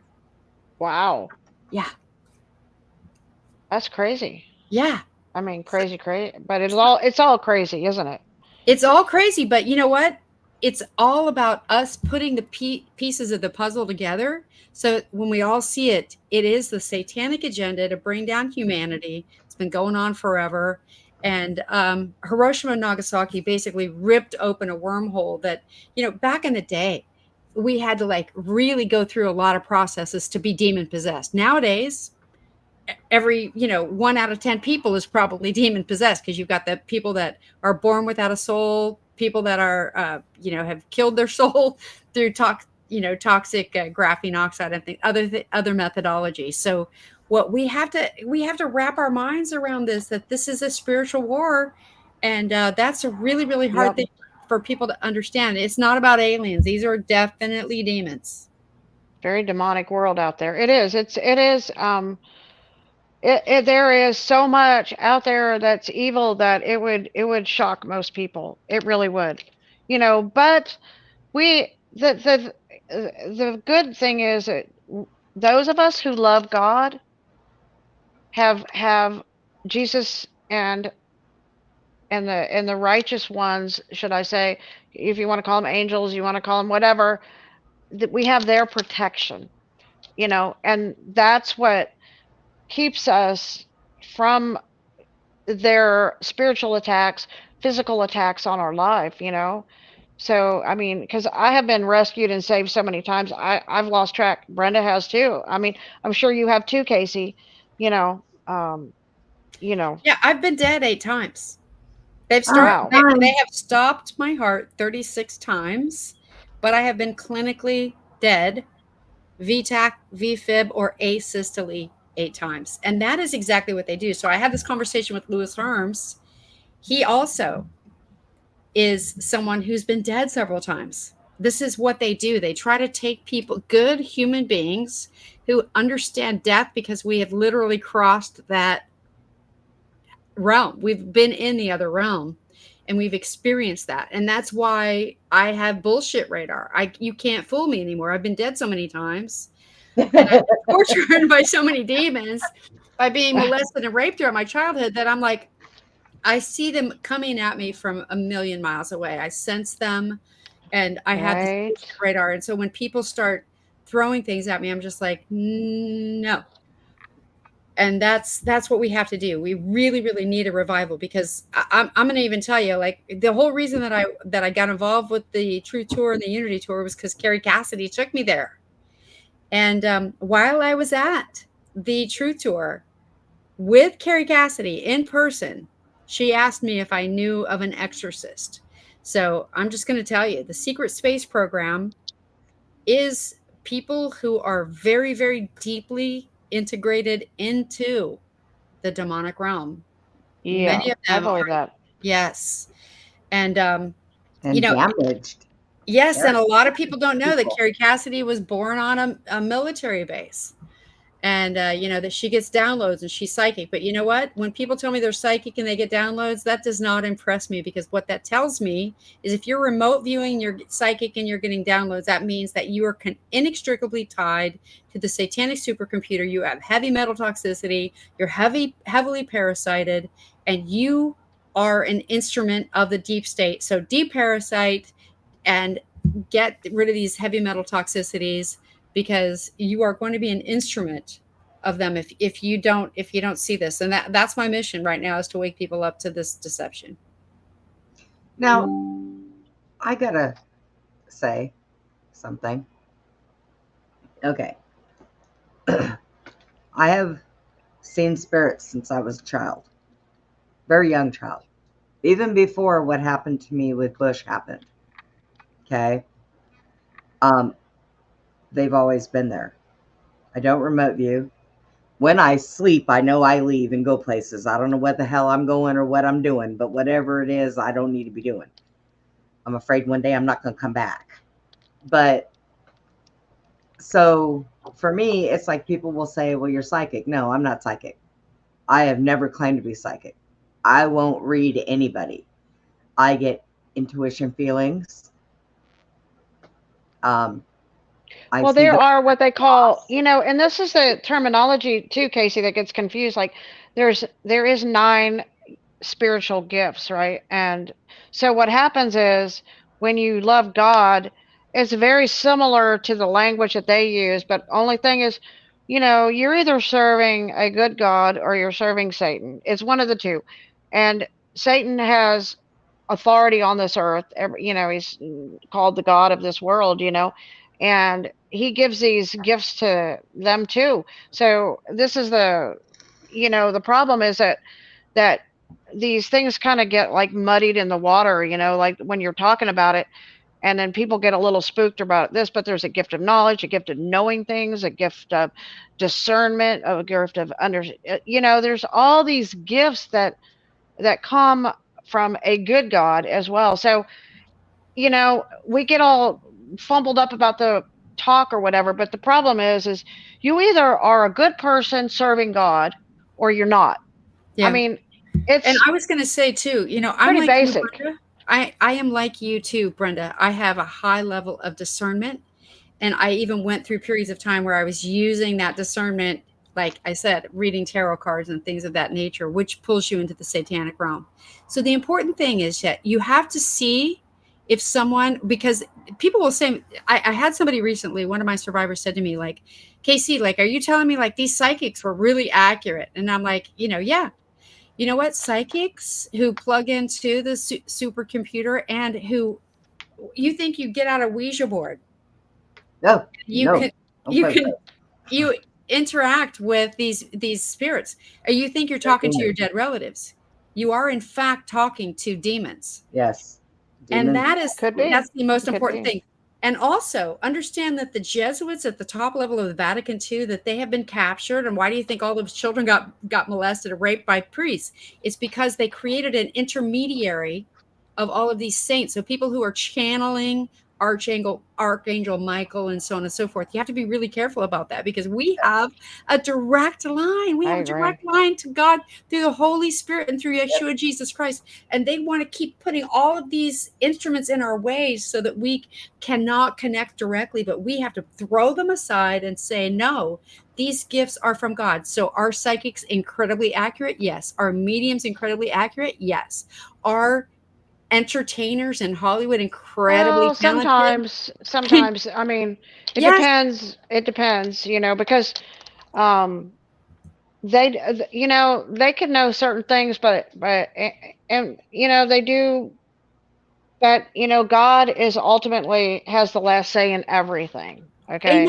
Amen, sister. Why haven't they all won the super lottery? The point is,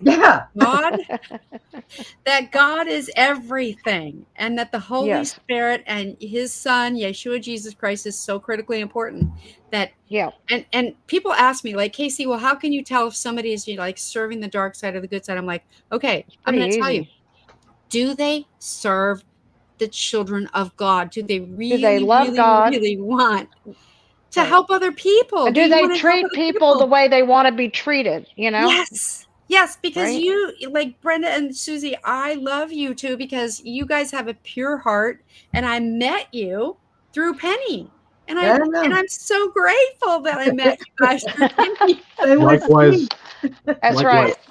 Hey, Joseph had to go through, Egypt, to serve a higher purpose, but sometimes we got to go through hell to find heaven. It just is that way in this world. And you will know them. You will know them by their stripes. If somebody's out there for themselves and they're trying to get the glory for themselves, you will know them, and that's who we're talking about. So we need to come together and unite and expose the darkness and expose that mediumship and psychics and witchery is not the path. We all need to stand. We need to park ourselves at the feet of Jesus. That's what I do every morning. I'm telling you. So page, okay, now let's get back to what we're talking about real quick. Page 7 is very critical, Casey, 7. Brenda, everybody. Yeah, 7. Okay, Steve, because the whole point is we are trying to release poor John from the lies and the deception that have been told against him, right? And Yeah. that is the dates about, the baby and when it came. And so this is the paper right here on page 7 that Penny writes, okay? That lays out, if you can see this, it lays out her years, starting with 1976. She's 17, and she's with Darrell. And then she goes on to 1981. She's 22, and then she's with Tommy in 1982. She's 23. Then she's with Steve. That was one of her husbands, Zenos or whatever, in 83. Well, she writes in 1984, she becomes pregnant the first time. She writes that on her paper. Then she goes on to say she becomes again pregnant again. So, and here she writes in 1990, she becomes pregnant. But it wasn't until 1990, and see, the alleged son that she claims was born in 1990, okay, born in 1990, okay, she gets pregnant in 1990, okay, so she didn't even know John until 1992, and she writes that on as you go down a little further in 1992 when she's 34, that's when she meets John. So there is no way that baby that she claimed at that point was his.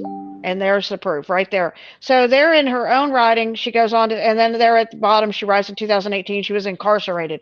Okay. So, but that's the paper that she writes her pregnancies and when she meets John in her own writing. Okay.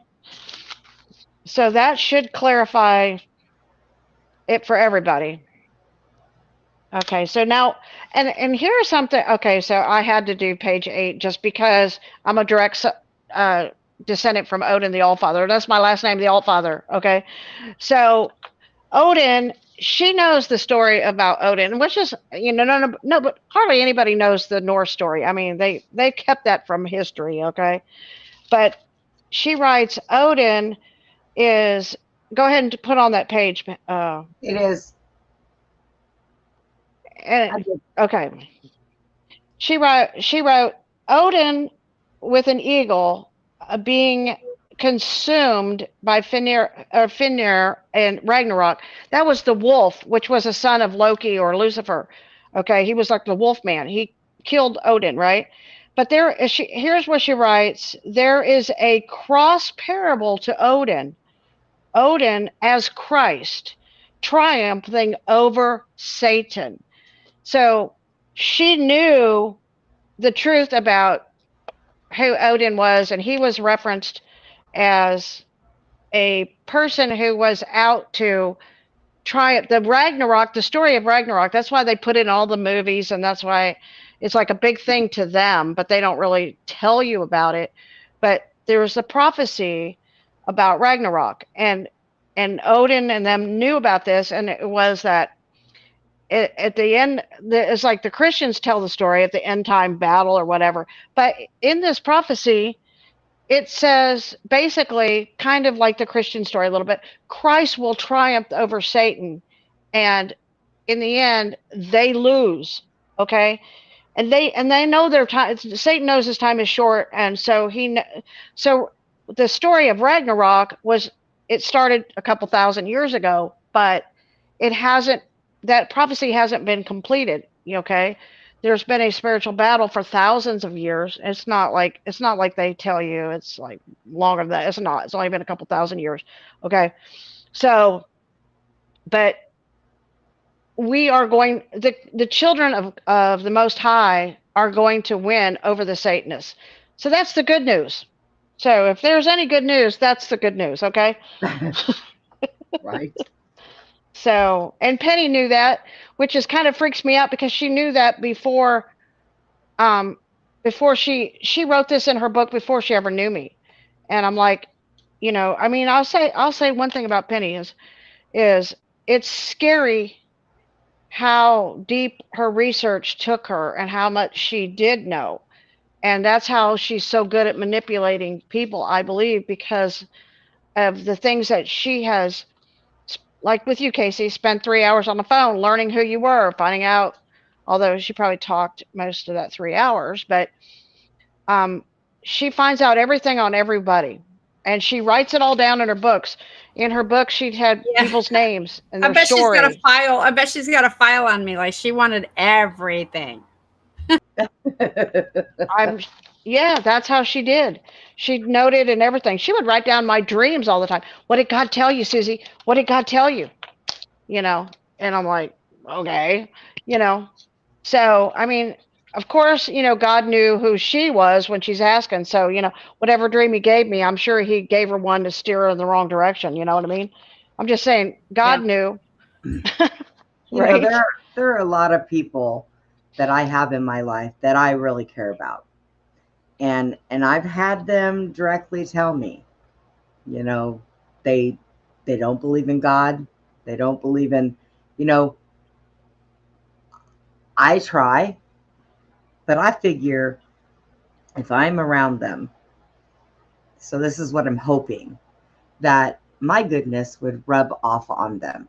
Like they would kind of get it without me sitting there having to preach to them and preach to them and preach to them, because that just doesn't do you any good. It really doesn't. Because if they don't want to hear it, they just turn their head, this woman's crazy, we'll just shut up. So I think that by being around them and being there for them and giving them a little bit of common knowledge in short waves, I have found that it's more help. Like they're getting it, little by little they're getting it. But I have to let them make that decision on their own. I can't force. You cannot force the hand of God on anybody. Period. No. You can't. No, I'm finding that what you want to do is you show them the love. Yes. Of God. Especially the way that Jesus loved us and taught us how to love one another. That is like, I don't need to like bring anybody into anything other than to love them, to show them complete acceptance and to listen to them. And I think that's what we have to deal with when it comes to the likes of Penny, because Penny told me to stop praying for my brother who worships Satan. And I'm like, no. Right. No.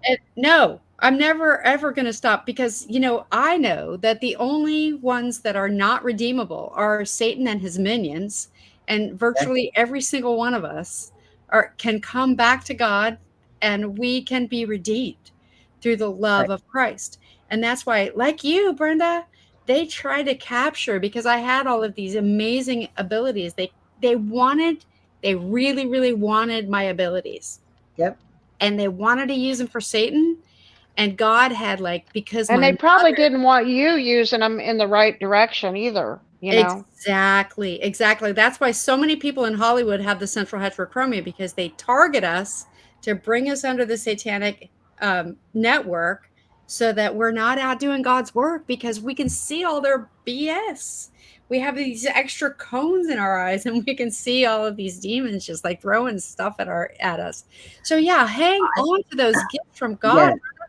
And always just know that if we approach everything in love, in the love of Christ, not the love and light of the new age genre, but the love of Christ and what that requires, the commitment that it requires. It's not a cakewalk.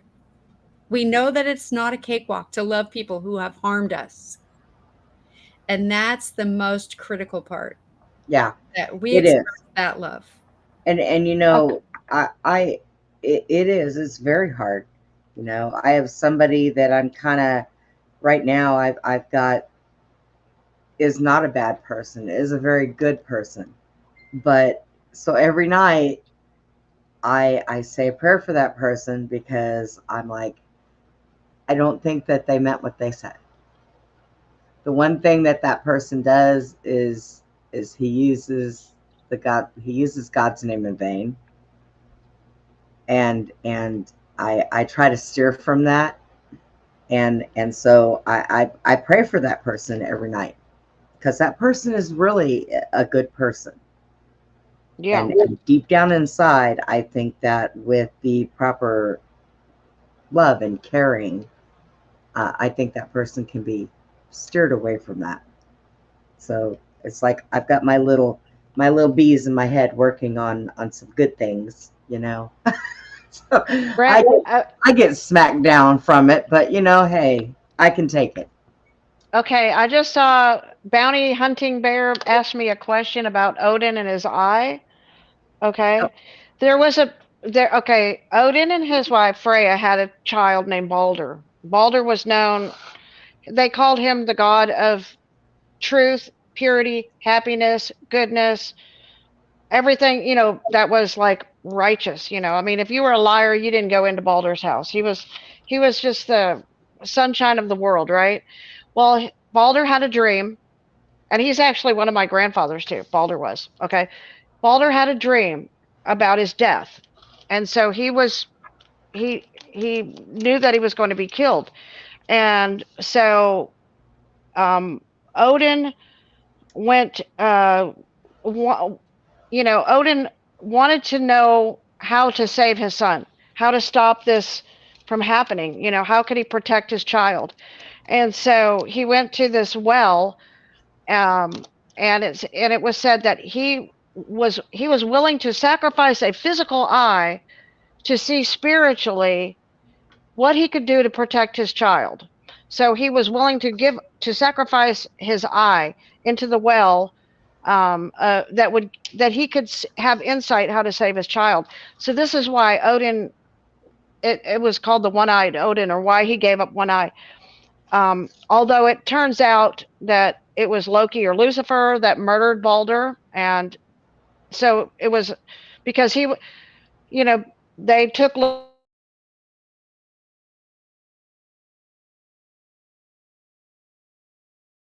They're a Loki, okay? They're a trickster, and so he was able to get into their house. Loki was able to get into the family's house, and he ended up killing Balder, and that's how it happened.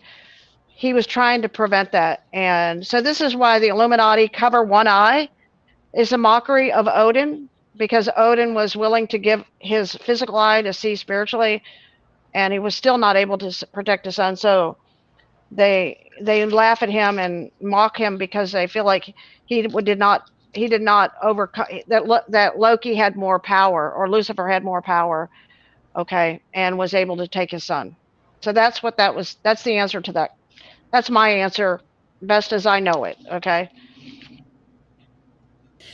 Yeah, that's exactly, we have I mean, who wouldn't I would give my life to protect my son.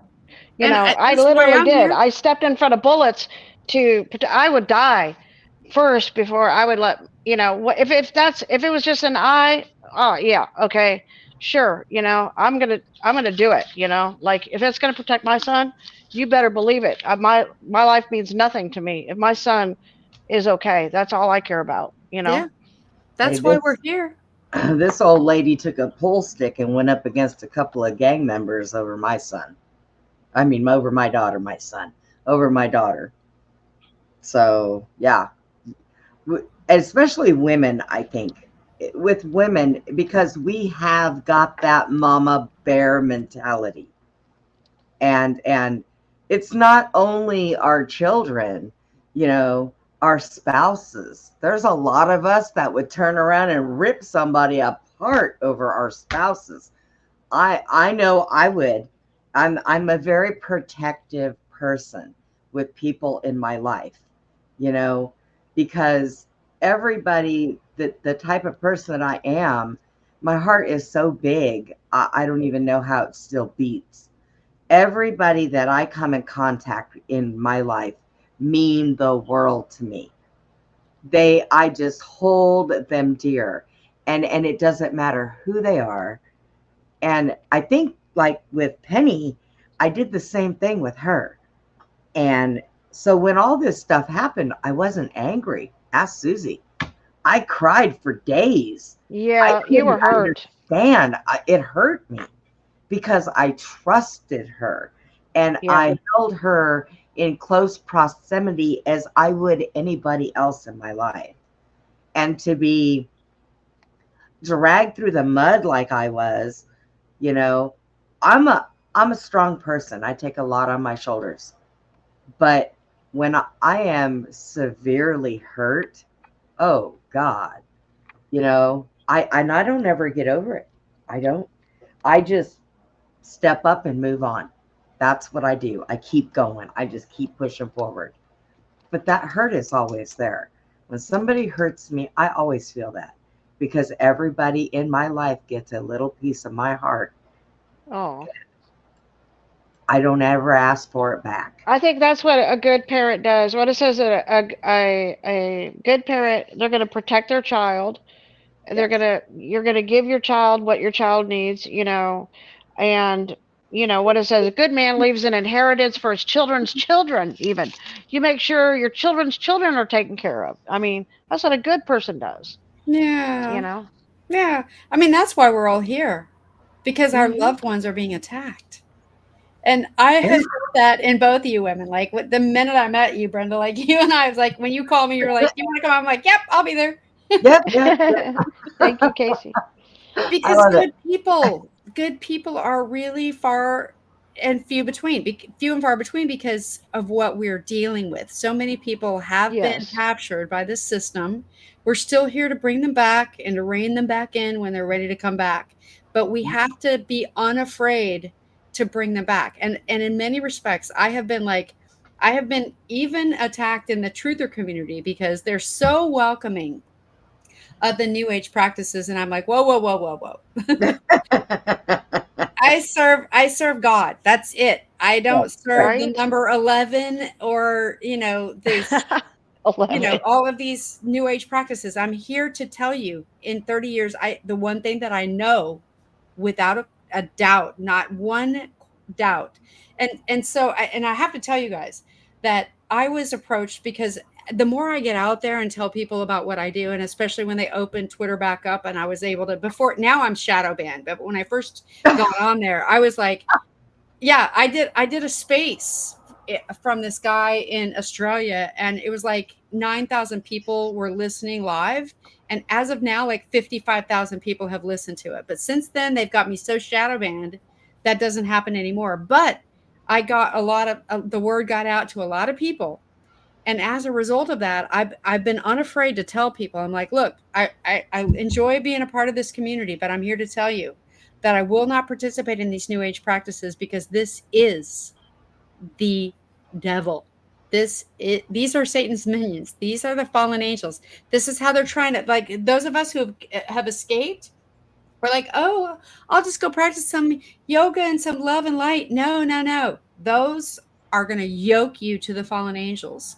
And people don't want to hear that, but I'm not going to stop talking about it. There's only one name that these demons fear, and it's the only name that will flee from, and that is the name of Yeshua Jesus Christ.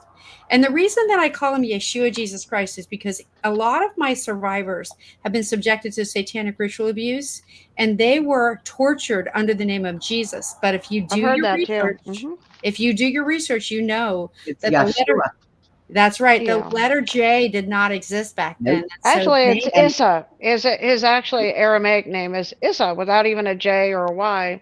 Yeah. Neither one of those letters existed back then. And God and the actual. It was a little more simple. But that's another language, you know. And I read it between the Ethiopian Bible and I went ahead and ordered that Bible that put me on a list, Casey. Oh, the Geneva one? Yep. And it took me 2 months to get it. It's great, though. That's the one that tells you how to cast out the demons, and it's all about deep parasiting and fasting and praying. And that's why the Gospel of Peace is a really good. If you haven't read that, that's a good one about how to get rid of parasites. And I also found out that what they originally with God, I am, it's Yahuwah.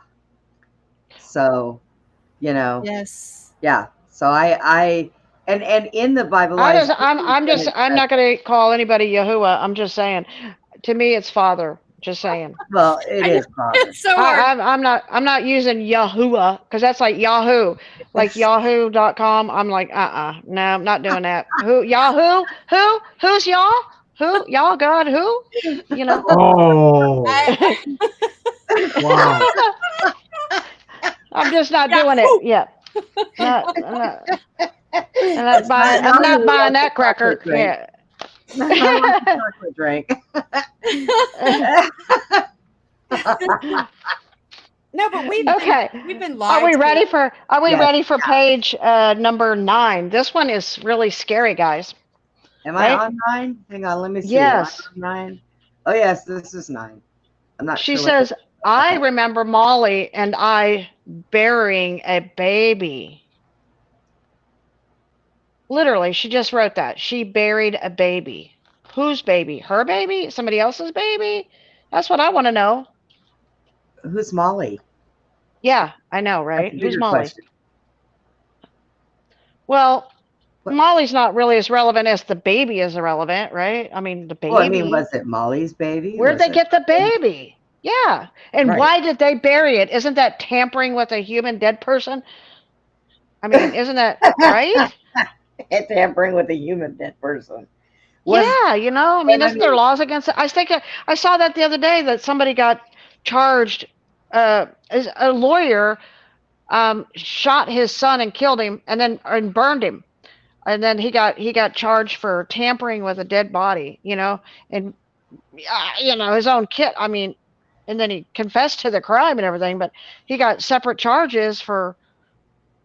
You know what I mean? Well, it Because seems that's like a crime scene. You know, well, you it got seems like a dead body. she's confessing to being involved in a satanic ritual abuse because that's I know what it sounds like.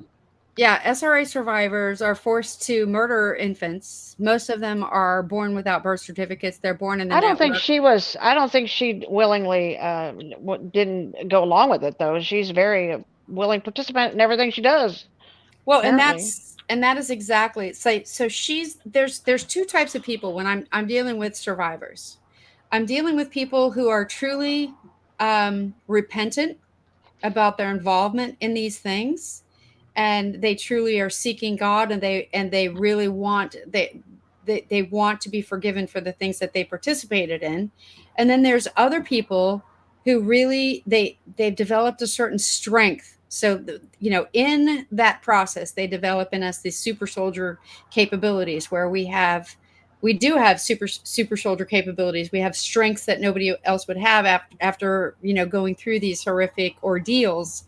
And people don't want to let go of these altars, or they don't want to let go of these skill sets that they've obtained through, like, the classic example is, say, a CIA assassin who's learned. I have one survivor who's like, I have to defend my family, my wife and my children, and it's my assassin training that makes that possible. And so he will not come to serve Christ, and he will not integrate and forsake Satan, because he believes that skill set that he obtained from that enables him to protect his wife and child. And so, and that's the danger in it. And that this is what it sounds like to me, is that this is a person who participated in a satanic ritual abuse and who is not repentant. And that is what I found when I watched Penny's interview, telling her own story, is that she does not feel repentant about the things that she's participated in. And that drew a great amount of concern on my part. Yep. Yeah, me too. I would 100% agree with that. What you just said. Yeah. Yeah, and I wonder, how much David knows about this. Like, he interviewed Jessie Zaboter, and he basically birthed her story out into the mainstream. Like, how does he know just how much he's interacting with people, CIA assassins, and people that were One would wonder, I would begin to wonder who Dave is based on all, I mean, we can all be fooled, but at one point, when the shit hits the fan, basically, and it is shit, you can't ignore it anymore because, you know, it really smells bad. And I did have that happen one time. I think it was a horse pooped and it hit the fan. And I mean, that day, everything seemed like it was a, yeah. And, you know, literally the shit hit the fan. And I mean, you know, but, you know, It's So that's true. it. No more fans around the horses. That's it. I'm yeah, done. it was an air conditioner fan, you know, the AC outside and hit it. Yeah. And, you know, yeah, it was, and, you know, it was a terrible day after that. So, just saying, but, you know, he either is going to have to face the music of what is going on, or you're gonna have to say, okay, well, he's okay with it, you know. So Well, I think you hit the nail on the birds of head. a feather will flock together, you know, as they say. Yeah, because a friend of mine actually said to me, like, okay, if David is he knows that Penny is basically dirt poor, she's not making any income at all. People like me were not making any income, and so somebody was like, "Isn't that human trafficking?" Because you know David takes all these vacations, so why isn't he ensuring that the people that are contributing to his show are at least making minimum wage or making some sort of an income? Penny had income though, according to what Suzy found. Yeah, and I've heard that. But still, the point being Pretty that good income.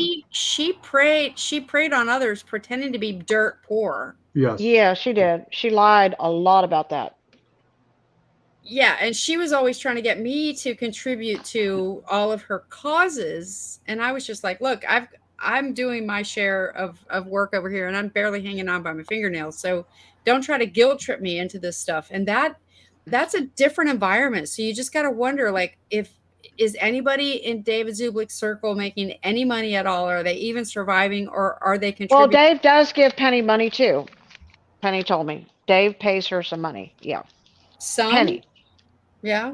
I don't know the, you know, because I don't, you know, just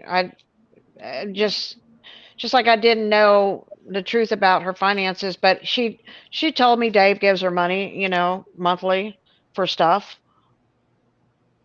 Well, I So think I don't know the she even amount, told you me know. that David only gives her enough to pay for like a couple of services that he demands that she. Whatever, yeah, whatever that means, and maybe she's lying about it, but he does give her money.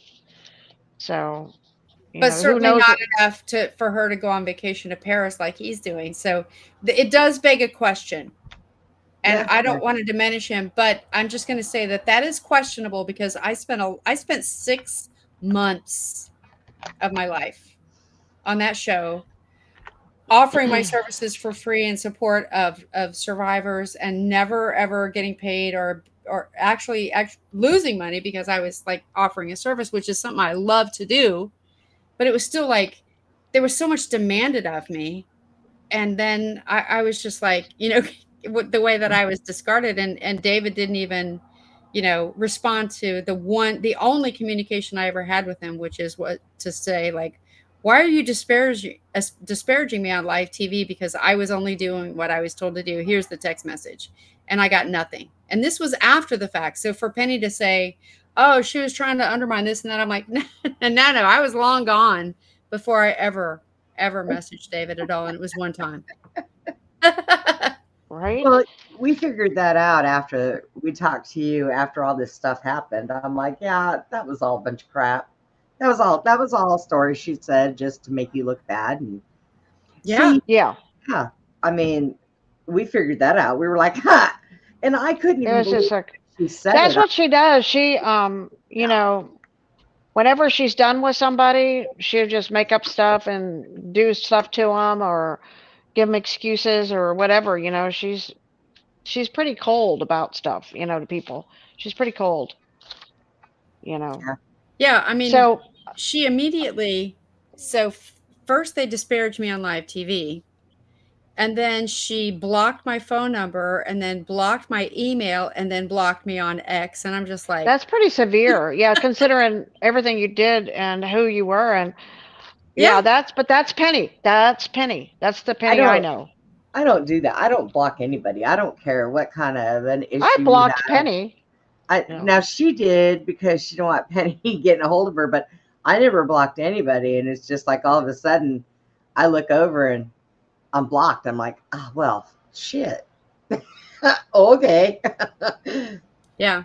You know, what are you going to do? All right, are we ready for page 10 now, guys? Because it's going to get even weirder, the next one. Oh, God. Weird Let's go. stuff. Huh? Okay. Page number 10. She writes here that it kind of says some things here. She talks about being in Branson, Missouri, and she says that she's the writer that does a lot of research. But then she says, seriously, I killed the president of Venezuela. That's what she writes. She writing her own handwriting right there. Seriously, she says. Now, you can't make this up. You cannot make this up. She wrote it. After they bury the baby, you know, now she's killing this president of Venezuela. Okay? Seriously. Do you think she might be demon possessed? Do you think? Yeah. Absolutely, yes. These are like actions that her alter would take, and then she's just remembering bits and pieces because of how traumatic it is. Mm-hmm. To any human doing that. Right. I agree with you, Steve. Now, the next one will fit the profile of what you just said. I'm going to show a picture. Okay. Oh, the picture. The picture. I'll make this bigger. Oh, well, how are you going to share a picture when you pop off of there? Right. Okay. So you say, is she demon possessed? Okay. So Hel is, or Helen is the daughter of Loki. Okay. She's known as the goddess of death. Okay. That's in Mexican culture, Santa Marta. In Jewish culture, she's known as Lilith.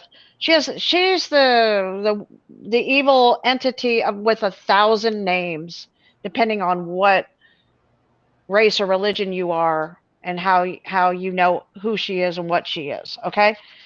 Now, with that picture, Hel, and my background in knowing who she is and what she is, okay. Penny invited a woman to my house that last week she was here. That woman flew in to the airport, drove about an hour, and came here. Penny said she was coming here. She had $33 million. She was coming here to buy a horse. None of that was true. The lady didn't even know anything about a horse.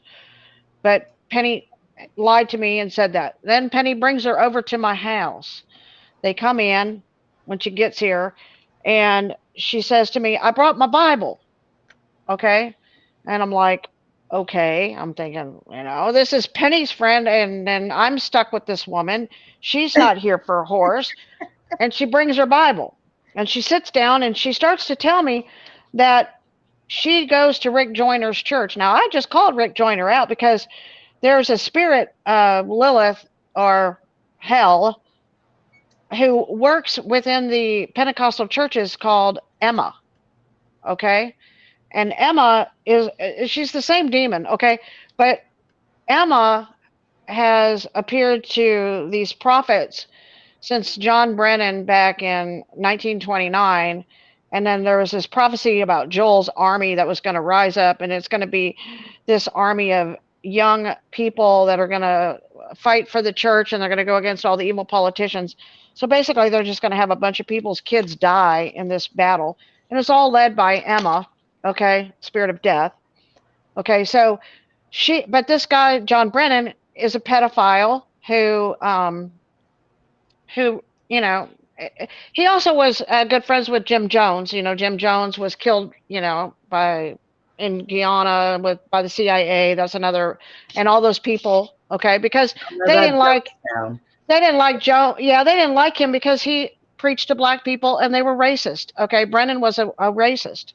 They didn't like black people, so they had to, you know, get rid of all those people.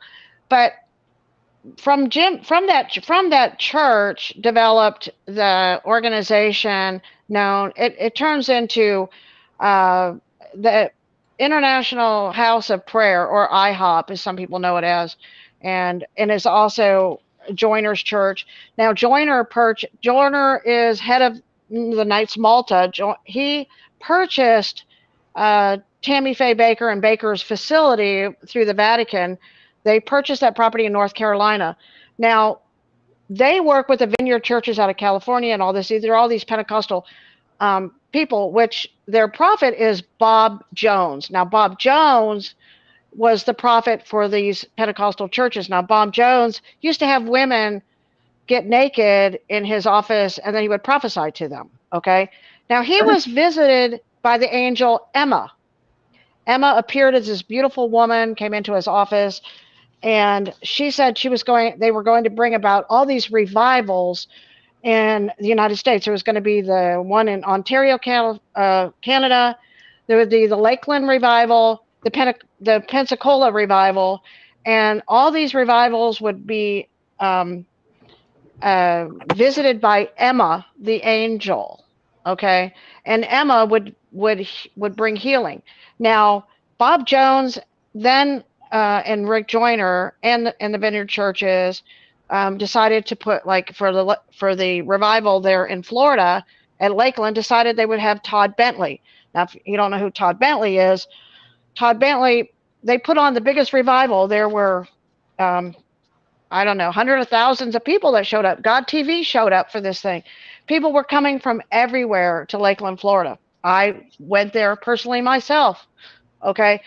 And it was all being led by Emma, or Hell, or Lilith. She was the one had been setting this thing up since, and this is all prophecy. This is all these men, and you can anybody can Google this, go to the angel Emma, Bob Jones, and you could go to Brennan and Emma, and you could go to Joyner, and you could go to Todd Bentley and his experiences with Emma, this angel.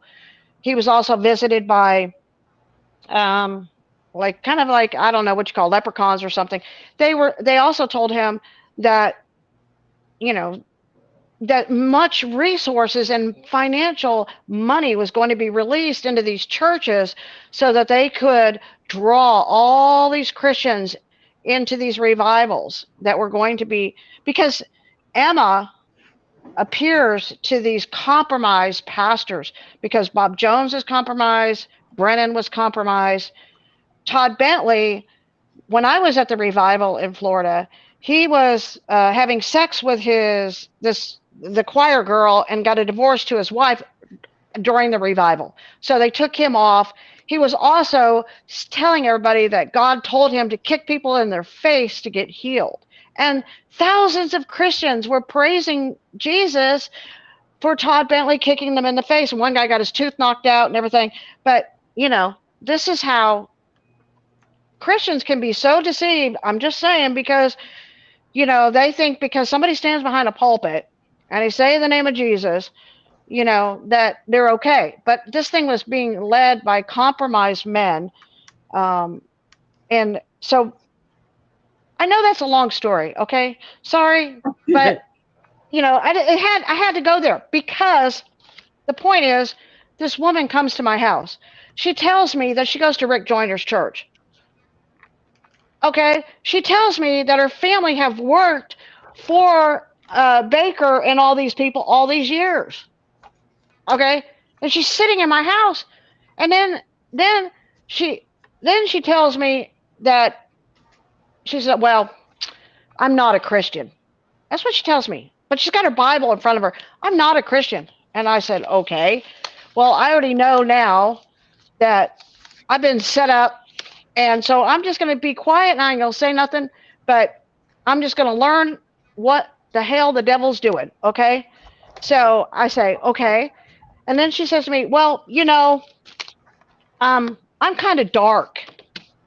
And I said, okay, so like you're in a dark cave? She goes, yeah, I'm in a dark cave. She goes, I like dark fingernails and dark clothes. And I'm going, shit. That's what I'm saying to myself. So I'm sitting here with a witch, you know, and Penny brought a witch to my house, you know, and so I'm not saying nothing, but I'm thinking it, okay? And at that point, I'm like, oh my God.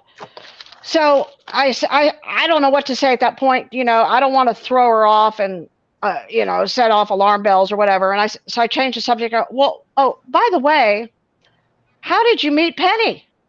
She goes, oh, I didn't meet Penny. Penny found me. And I said, okay. And she goes, let me show you something. So she pulls out her phone and she shows me a picture of this.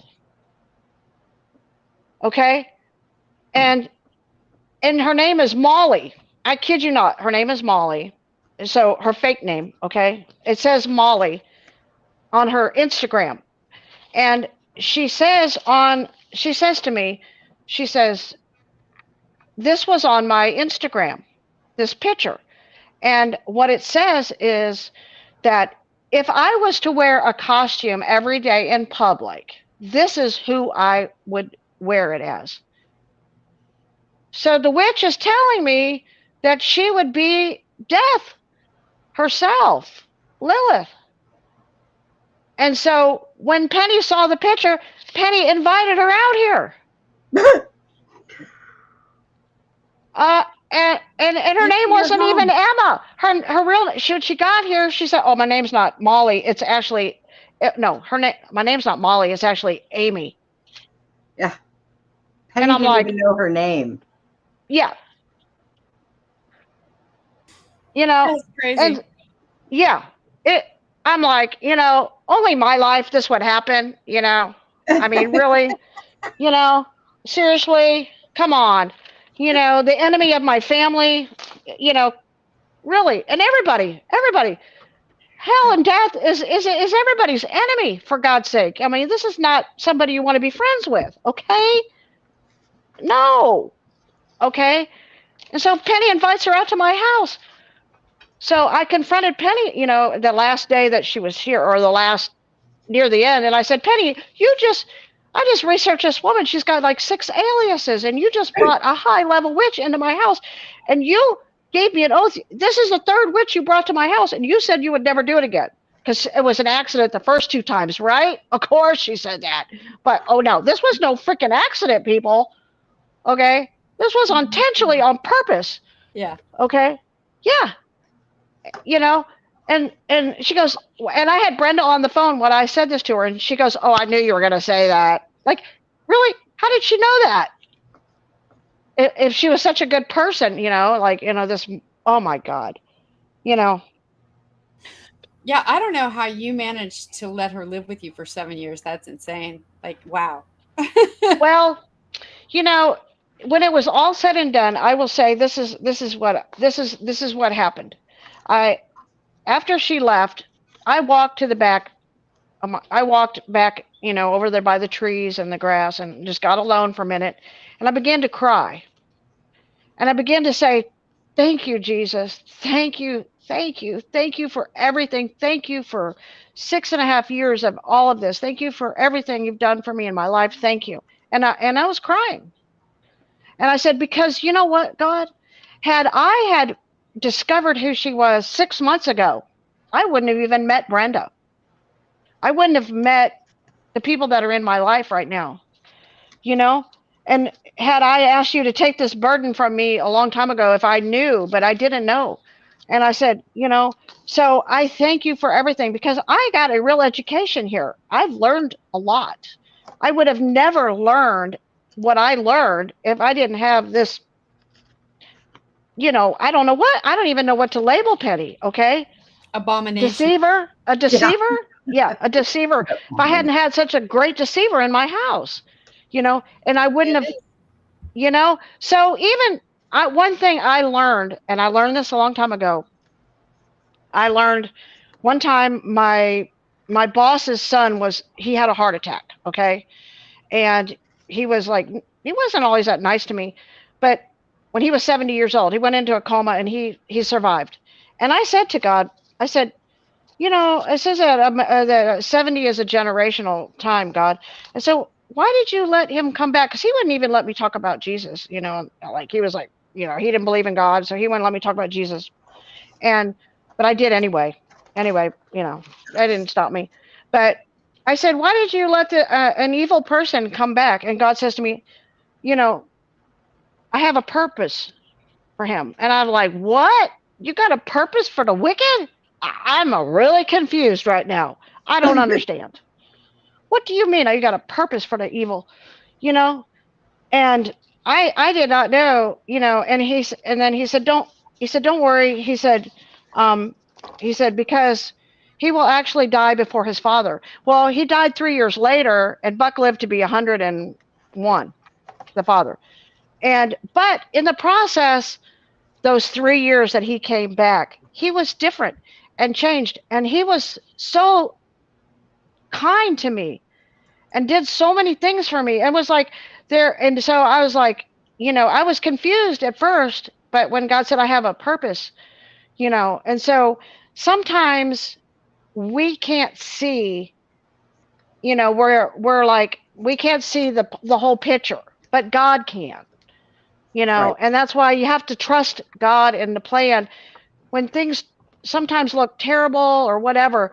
You just got to like stay positive, stay focused, put your trust in God, and no matter what happens, you got to know that God's got your back, no matter what. Yep. Yeah. It's trust. It's trust. Faith. Yeah. And so, unwavering. Yeah. I mean, Casey, I wouldn't have met you. I wouldn't have met Brenda. Wouldn't have met Steve. I wouldn't have met Andy. I mean, so yes, I am thankful for the good things. I'm not thankful for the bad things, I could like do without, but I'm thankful for the good. So, I count it all joy. What does it say? Count it all joy. Count it a blessing, right? Amen. So, I have to get going, you guys. But thank you so much for having me tonight. I really, really appreciate joining you guys. Is there anything else you guys wanted me to touch on before I go? Yeah, I had a question for you. The Unity conference you were speaking about, did they require you to pay them to have a slot in that conference? No, not at Okay. all. And so I didn't have to pay anything. In fact, I didn't have to pay to attend, and I didn't have to pay to be a speaker. But as a result of that, they had a lot of people who participated in the tour that were very, very involved in New Age. And I expressed my concern, and that it was not well received because people were just like, oh, this is all about unity, Casey. And I'm like, all right, well, you guys might not want to have me back next year because I'm going to tell you that New Age practices are like, they are yoking you to fallen entities. And so I was encouraging people to stay away from that. But you got to remember, like Carrie Cassidy's the one that introduced me to that tour. So I was like, yeah, to the source, right? Yeah. I remember telling Penny after I had been on a show with you over there, and I said, I need to speak with Casey. Can you give her my number? Can you please have her call me? And it took me a couple days to get her to do that, but so finally when you called and we were talking, that's the person we were talking about. Yeah, because, yeah, it's now, very, Casey, before you go, will you look at the next picture and tell me if that is Penny with Eddie? Does that look? Because I think it is. It's really hard to say. Can you blow it up a little bit, Brenda, or is it? Let me see something. Hang on. Let me try this. Because she had a breast job done, and to me it looks like Penny. Okay, to me. Can you guys see it? Is it bigger? It's not zoomed in, but yeah. Ah, damn it! And that's Eddie. That's the one that she got Control+. pregnant with, the child.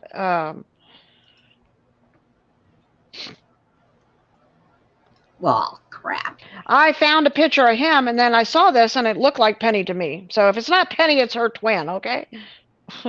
Yeah, I blew it up. It does look like it to me. Yeah. Yeah, it's really hard for me to say. I just yeah. Yeah, it's really hard. What is that picture from, Brenda? It was a picture when you went into his this guy's Facebook. It was a picture he had from back in the day. Okay. I think the next time we have stuff like this, I think what we need to do is send it to Steve, because I can't operate the screens and do the back and forth thing. Yeah, you're And juggling a bunch of stuff. Yeah, just send it to yeah, me next time and I'll well, take care only of it. because like I tried to blow it up. I had it where it was blown up on my screen, but you guys couldn't see it. So yeah. No worries. Yeah, we'll Yeah, get that ironed out. Yeah, the main thing that I express is that people who are doing remote viewing, you need to understand that that's a CIA program to connect you to the satanic supercomputer. So there's reason to hope that the supercomputers have been taken over by good guys, and but it's shocking to me because, like, if you can walk down LA, you walk down to Hollywood and talk to a homeless guy who's clearly, drug addled, schizophrenic, and he will tell you the exact same thing that I was hearing from these people that are remote viewing. And this is what I'm trying to express to people, that this is a CIA program where you learn to meditate in such a fashion that you turn off the right side of your brain and connect your left side of the brain, connect directly, because we all have Wi-Fi around us all the time. We all have sufficient graphene oxide from the chemtrails and all of the toxins that are, we all have heavy metal toxicity. If you don't detox and get rid of the parasites, you have them. And these people are able to remote view, and they're all telling the same story. And that's what we have to wake up to. Like, all of these people that are telling similar stories about the Anunnaki and the aliens and the Galactic Federation, these are all downloads from the satanic supercomputer. And I don't care what you tell me. I'm going to tell you that I have way too much testimony against people who are diagnosed schizophrenic, CIA assassin, recovering individuals who will tell you the exact same. They will literally, word for word, speak the same thing as these people that are remote viewing. So in every way, shape, or form, I'm encouraging people to don't remote view. This is yoking you to the satanic supercomputer.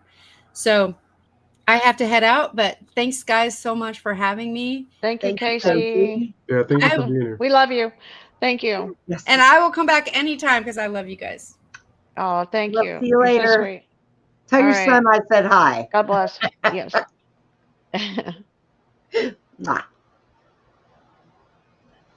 So you wanted to do, did you want to do a different page?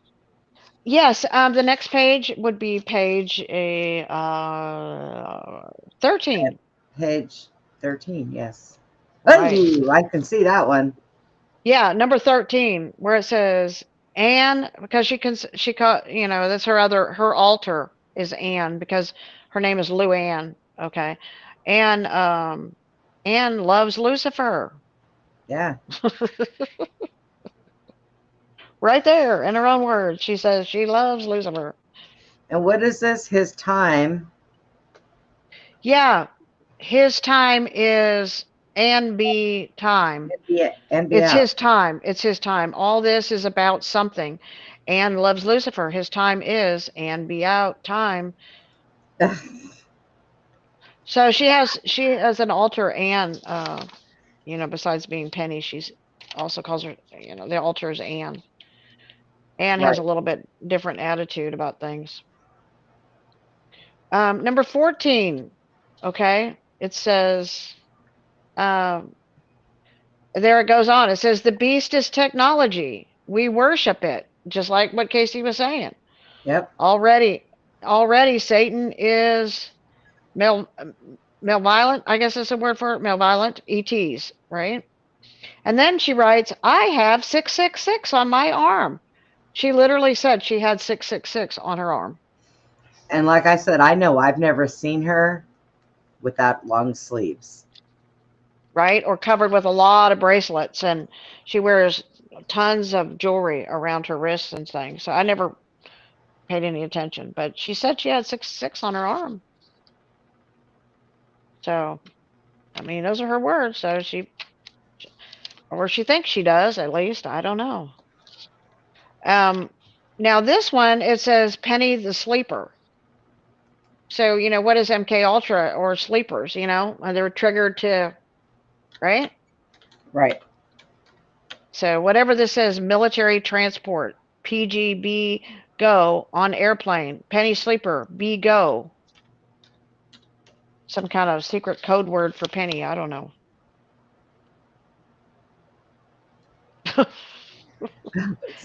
Penny be gone. Secret code word for Penny. Right? Okay, wait. Okay, yeah. Military. Transport. Okay. This one, it says that the CIA is God. It is called the Government of Defense. So that's why it's GOD. Am I on the wrong page?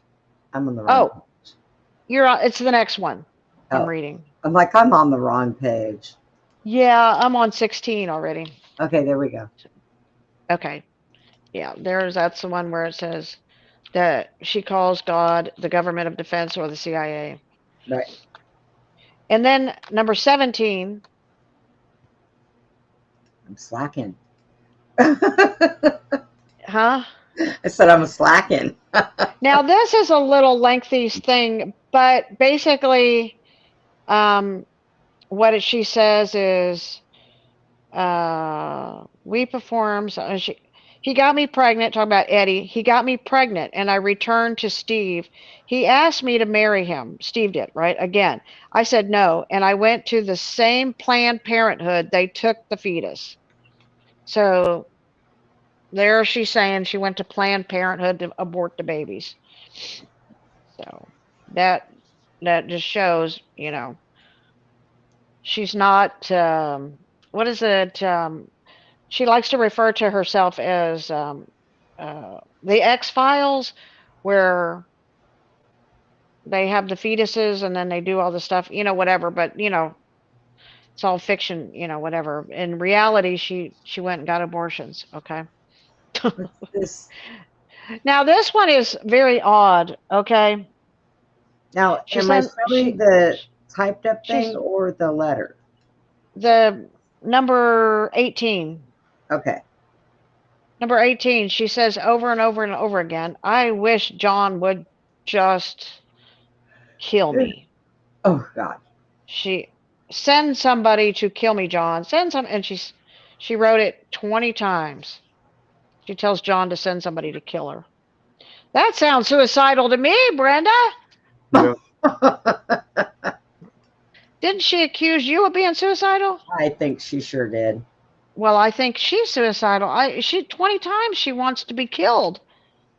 And I'm sorry, but I like life too much, and I have too many people in my life that deserve for me to stick around and not let them off of the chain that easy. She was trying to manifest that by repeatedly writing it down. She was trying that many times, 20 times. Have someone show up. Good point, Steve. Good point. And I remember I was thinking about when I was in school, and you did something wrong, you had to write your name like 100 times on a chalkboard or something. You know, you had to, and she's wrote this 20 times on her chalkboard. Yeah, they did used to do that to us. I will never do that again. I will never do that again. I will never. It's like, really? Like I didn't get it the first time I wrote it. They make you sit there and write it, a bunch of times, and that's what she did. It's pretty strange. I think also that method in school was used to bash out our creativity and love for writing and expressing ourselves. Yeah, it makes you burn out on. After that, I used to sit and think, who wants to be a writer? Good God, this is boring. Right. Like, yeah, I think you're correct. So, and now we go on to page number 19. That's where she says, tally ho, yes, I am a hoe for John. Oh, God. No. That's what she said. Tally ho, I am a hoe for John. Tally ho. And everyone said, and John, amen. And then she wrote, God damn it, Ann. God damn it, John. I'm telling Bob there are no hell or no hells. We are all aliens. Okay. Wow. I don't know. That just got a little weird, okay? Yeah, wow. I don't know what planet. That was very interesting what Casey was saying earlier about the 1940s. Like I never Yeah. strung together Tesla and then Area 51 together like that. But I mean, it makes a lot of sense if they're creating chimeras or hybrids and demons are possessing these hybrids, and they're using them as test pilots to try out all this borrowed tech. Which I mean, it gets into a real weird realm there, but it helps me understand it a little better. Right.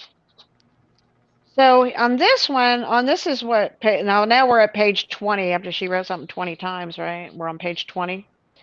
This is kind of weird. She says, "I am Skull and Bones. I am Virginia. We are Virginia. Darlington, John Darling, I love you."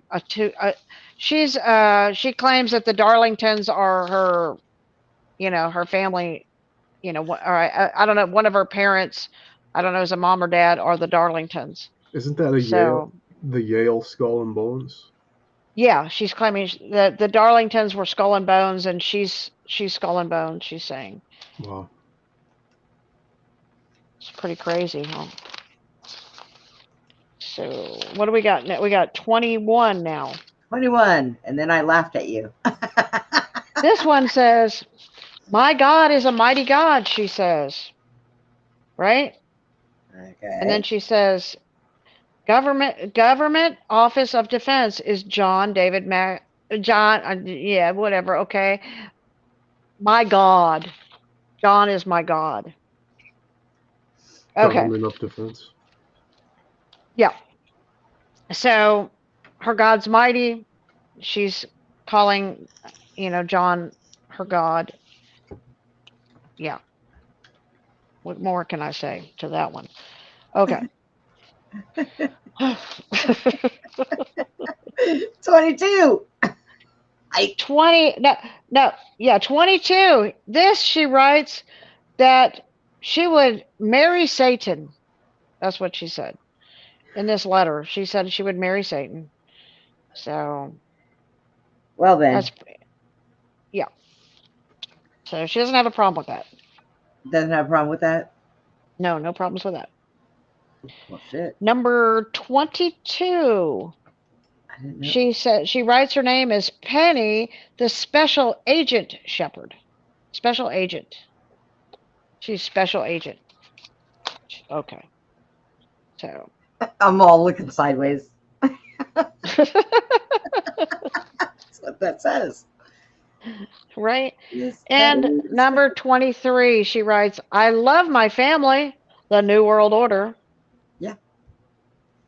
So see, everything that, everything that Casey was saying, that just makes sense. Yeah.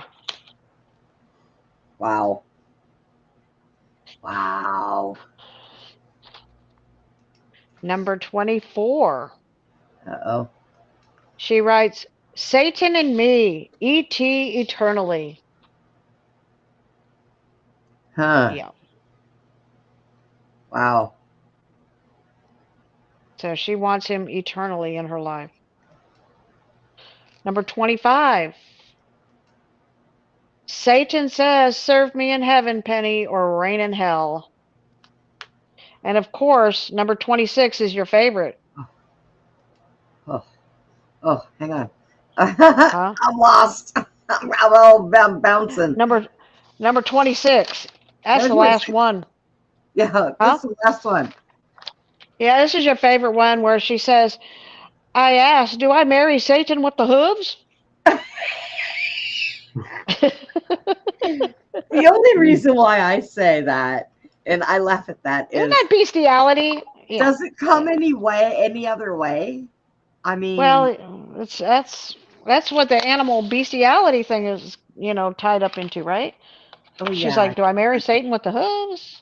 So is that a goat? Is that, a goat hoof, or is it a donkey hoof, or a cow hoof, or goat hoof? Well, the next line. What animal would that be, right? Huh? Yeah, the next line says the animal, and then she's like, "Okay, then." Wow. They say Satan the animal. Okay, then. What the F-E-F-F-F, she says. okay. She's like, okay. And then she said, she wrote this book when she was younger called The Dragon I wrote about was Albert the Shy Dragon and is Satan.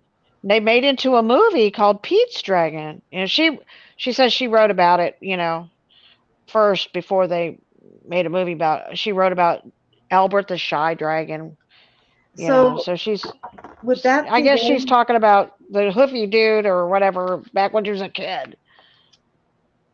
Oh crap. So So does a dragon have hoofs? I guess he got big toenails. I don't know.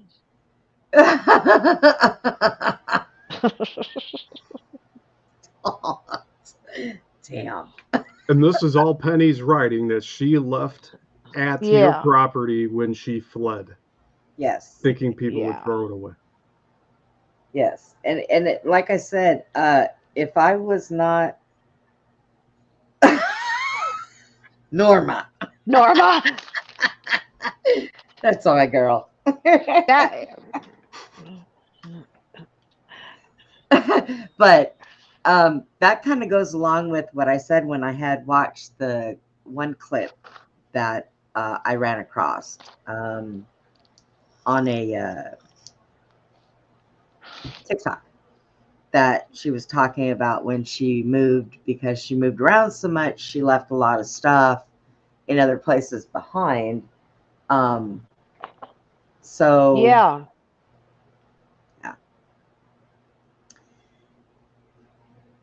And she mentioned she had to leave some books behind or whatever. Yeah. What do I got going Well, on over here? I'm saying that, this takes weird to a whole new level for me. I'm just saying. Okay. Okay, so now I am going to do this before we wrap it up. This is what I'm going to say. Penny, there are people out here that are willing and that can help you try to break your programming. But you have turned your back on a lot of people. You have burned bridges. I know that you will never be able to walk back into Suzy's house, but however, True that. forgiveness is always at hand. Help is always at hand. And Suzy and I both feel that if you apologize, which was one of the main things that we I don't both, even want an apology. You know what? it's kind of gotten If I far. if I see her, if I see that she makes a true repentance to God, then that will be There it is. that. Then she will have to, like, at that point she will have to come clean and tell everybody how deceived she was, how deceived she deceived everybody. And if she does that, then that shows to me that she's making a good effort. The true means of being sorry. A true repentance. Yes. Yeah. Because I don't want an apology, because I don't need one. I think that comes with the whole being true, not just the apology, but you're right. Really, really repenting and finding God, real God, not the government of just deception defense. Yeah, that's a good question too. Can narcissists apologize, like heartfelt? Most of the time they can't. Not heartfelt. That's why Suzy emphasized all of that. But there are people that are willing to help. And will that person ever be trusted again? Look, if Penny sent me roses, I'd be afraid to smell them. I would tell them to take them to the garbage. I would not trust them. Yeah, especially if you watch Breaking Bad or something like that. Right. Oh, well, I think if God spoke to me and told me something, I would know that I got the truth from God, on it. Right. So, but you know, I think that we should all follow our intuitions, and when we have those intuitions of not trusting, then just stick to that, you know. Right. And if she was truly repentant and doing the right thing, you'd know.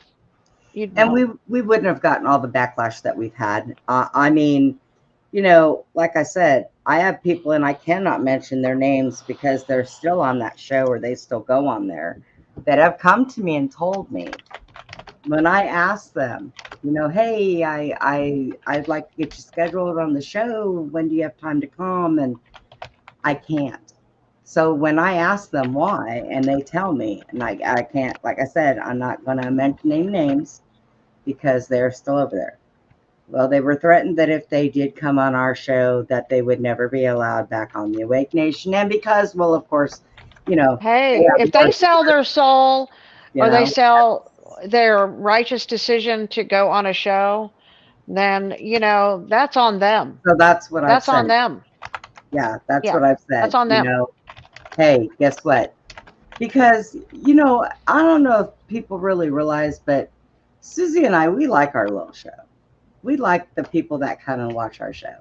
We try to communicate as much as possible. We talk to you guys, you know, and we like it.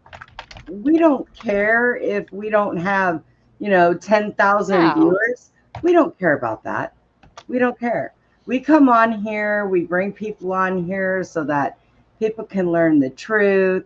And Brenda, it's quality, not quantity. well, yeah, and there's that. Quality people, any You know, day over I have- quantity of people. Yes, and we have met some really good people on here, you know. Abe, for one, like I said, we're keeping him in our thoughts. His mother-in-law passed away, and you know, he's taken some time off. I think he said he was going to have a show tonight, so I want to try to catch that if it hasn't already started. But you know, we've had some really good guests on here, and we've had people that will come back, you know, and we like that. There's sometimes we don't have a guest and we just feel like coming on here and talking crap with you guys. Hey, that's fun too, you know. Or we'll have Suzy story time. Everybody likes Suzy story time now. I'm just saying. So, I mean, to us, it's like we said that at the beginning, Suzy, the very first day we started this show. If we have 50 people watching and only one person gets it, then we did our job. And that's the way we feel. You know, I sometimes get, like when I ended up in the hospital for those couple of weeks, I was so upset because we couldn't do a show, and it was like, oh my God. And Suzy gets overwhelmed sometimes, but she can't tell me she doesn't like coming to these shows because I know she likes it. And you know, matter of fact, when I got sick, Suzy, you were over doing somebody else's show, huh? Yeah, there was somebody else that had you on. Who was that? Whose show were you on? Oh, with Mark. Yes. Oh, okay. Another one. We got to get Mark come back over here. Yeah, Mark, Yeah. he's so nice. Yeah. So He's a great. lot of guests that we do have that we still have on, they're genuine people. They're good people, you know? And we may not always agree with every single one of them on every single topic. It's like we love Penny Bradley. Right. And we may not always agree all the time with the same Well, things. how can you? You can't, you know, like you might like red and they might like blue, and so Yeah. you know you're not going to agree on everything in life, you know. And I had somebody turn around and tell me just recently, well, you know, Brenda, it's not that, you know, I don't believe in some of the stuff that you talk about or this. And I said, just like I always say, hey, if we all believed in the same thing, do you know how boring this life would be? If Hey, we've all walked different walks. We've all Yeah. experienced different experiences, and we all travel down different paths. So I think if you can be open enough to listen to somebody else's story and then try to understand it a little better instead of being judgmental, you'll you'll you'll learn something, Right. Mm-hmm. Absolutely. So, everybody is a different individual, and everybody has different experiences, and everybody has different things that have happened to them. Now, I never thought about it like Casey just explained about the whole super social program. I've never thought of it that way. And you know what? That makes so much sense. I don't, that is the first time that I've ever really taken a step back and looked and said, yeah, that makes sense. Mm-hmm. And it explains a lot. So, but we've all had different experiences. My experiences haven't been like Suzy's. Suzy's experiences haven't been like mine. Any experience in life that Andy's ever had, or even Steve, they're all different. So if we all live the same mundane, simple, over and over again life, wheels turning the same way every day, and nobody had anything different to argue about or dispute, God, we'd all be so bored we wouldn't even know what to do with ourselves. Yeah, I've started this journey trying to learn the truth about what's going on in Hollywood. And Wow. These are all the people that I've met. Tom Althouse and Penny Shepard introduced me to both of you, and Brenda introduced me to Andy. I mean, it's all and Tommy. It's all for a reason here. And Tommy. I love Tommy to death. Tommy has my heart forever.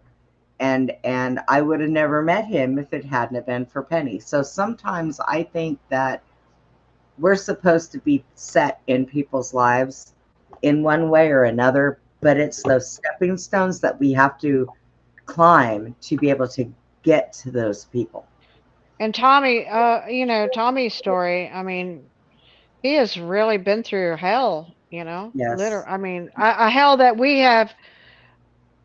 I can't say I've been through hell, but his hell was pretty bad hell. Okay.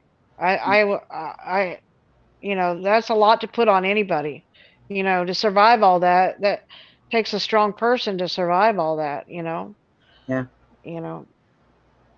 And, we miss him. He hasn't been on for a little while. He's been dealing with a lot of stuff, but I have been talking to him, and he's okay. He's just, he's just dealing. And he's very busy. When he comes on, a lot of times he's working on something, and so it's hard. It's hard to do. Like today, I told Joel he could sleep in today. I got up with the chainsaw. I had it charged. I went out there and was cutting down a bunch of trees, fighting stickers and everything else. And then I went and burned 10 piles of stuff. And Joel said, I thought you weren't doing anything today, Mom. I thought you were resting. And I said, no, know better than that. I was letting you rest and you sleep. And I went out there and was cutting all the trees and brush off the fence, and I was out there burning stuff. Right. But I and he should. I gave you the day to rest. We have been on for 3 hours and 12 minutes. I had it set up for somebody to come on tomorrow night, but there's been some things that they've been dealing with their family, so not sure if we're gonna be popping on here tomorrow or not.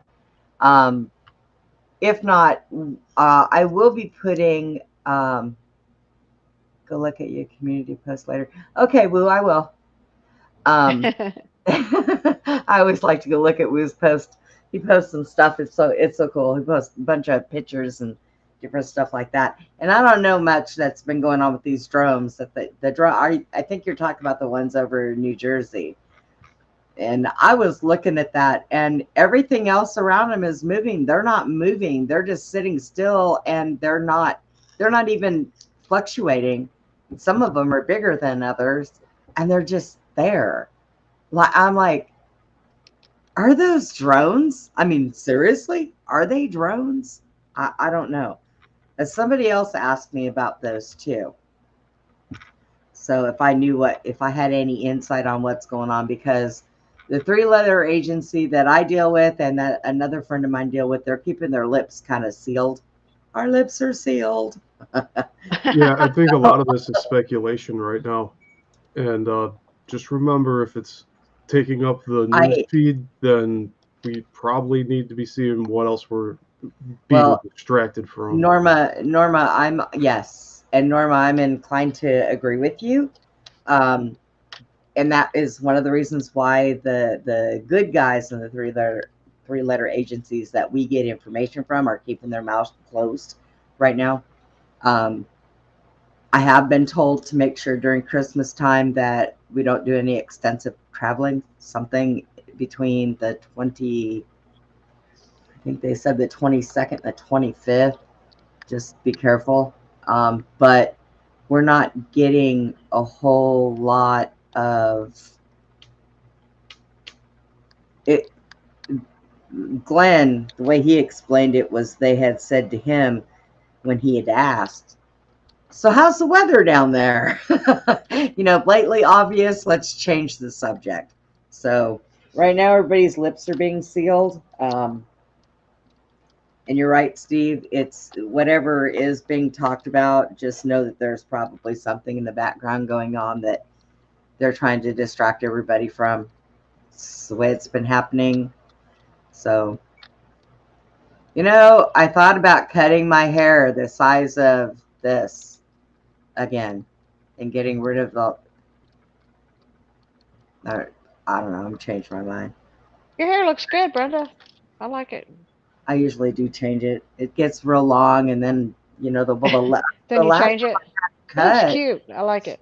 The last time I had it cut, they took damn near 3 feet off my hair and still left it like down to here. Wow. And yeah, you don't know how my head felt so much lighter. It's like, whoo, lightweight head. But so we are going to go ahead and call it. Been 3 hours. Y'all keep an eye on your notifications. I might surprise you with something here. Yeah, maybe me will surprise you with a. Yeah, thanks everybody for watching and sticking with us for this long show. Yes, thank you so much, guys. guys. Thank you. And we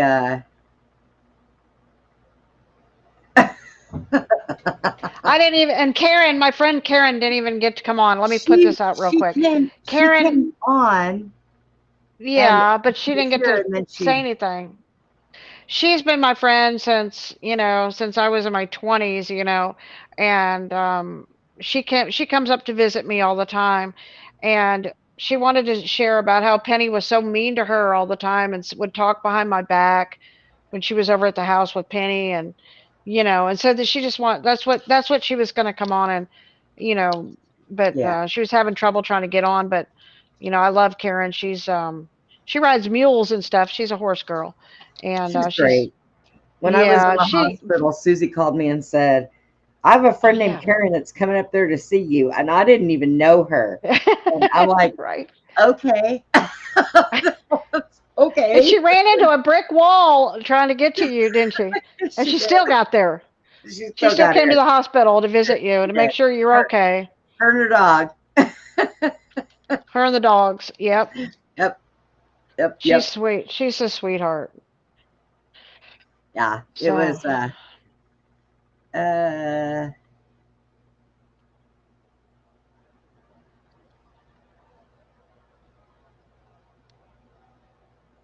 what on earth is that? What? Do you see that in the chat? What? No, I don't see anything. It says, hello, dude. You play great. I would love to make friends and be a fan if you wish.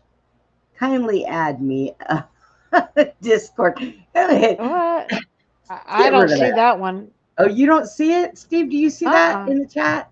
Here, wait. No. I'm back on. Here we go. Oh, there it is. Hello, dude. You play great. I would love to make friends and be a fan if you wish. Kindly add me on Discord. Yeah, whatever. Username. Hello, We dude.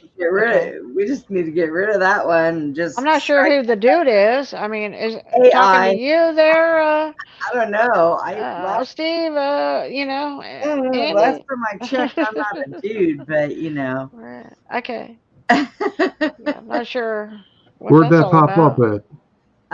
It is right after right Woo under. and Norma. I put all my Woo on it. Yeah.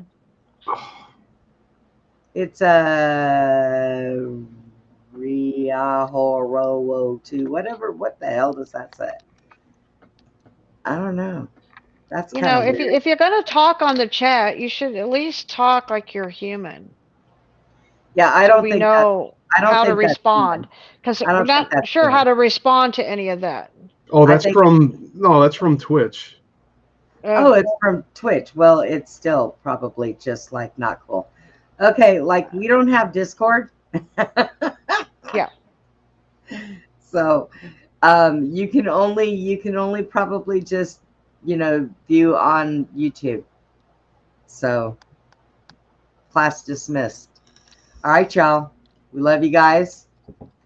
And yes, love you guys.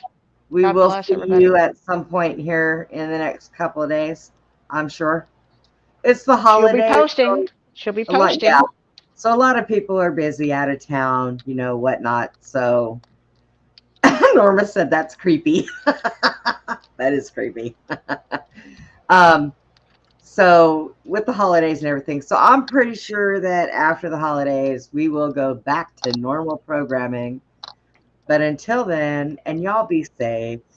And like always, y'all, please be kind to one another. Y'all have a good night. That's so important. Yes. Good night.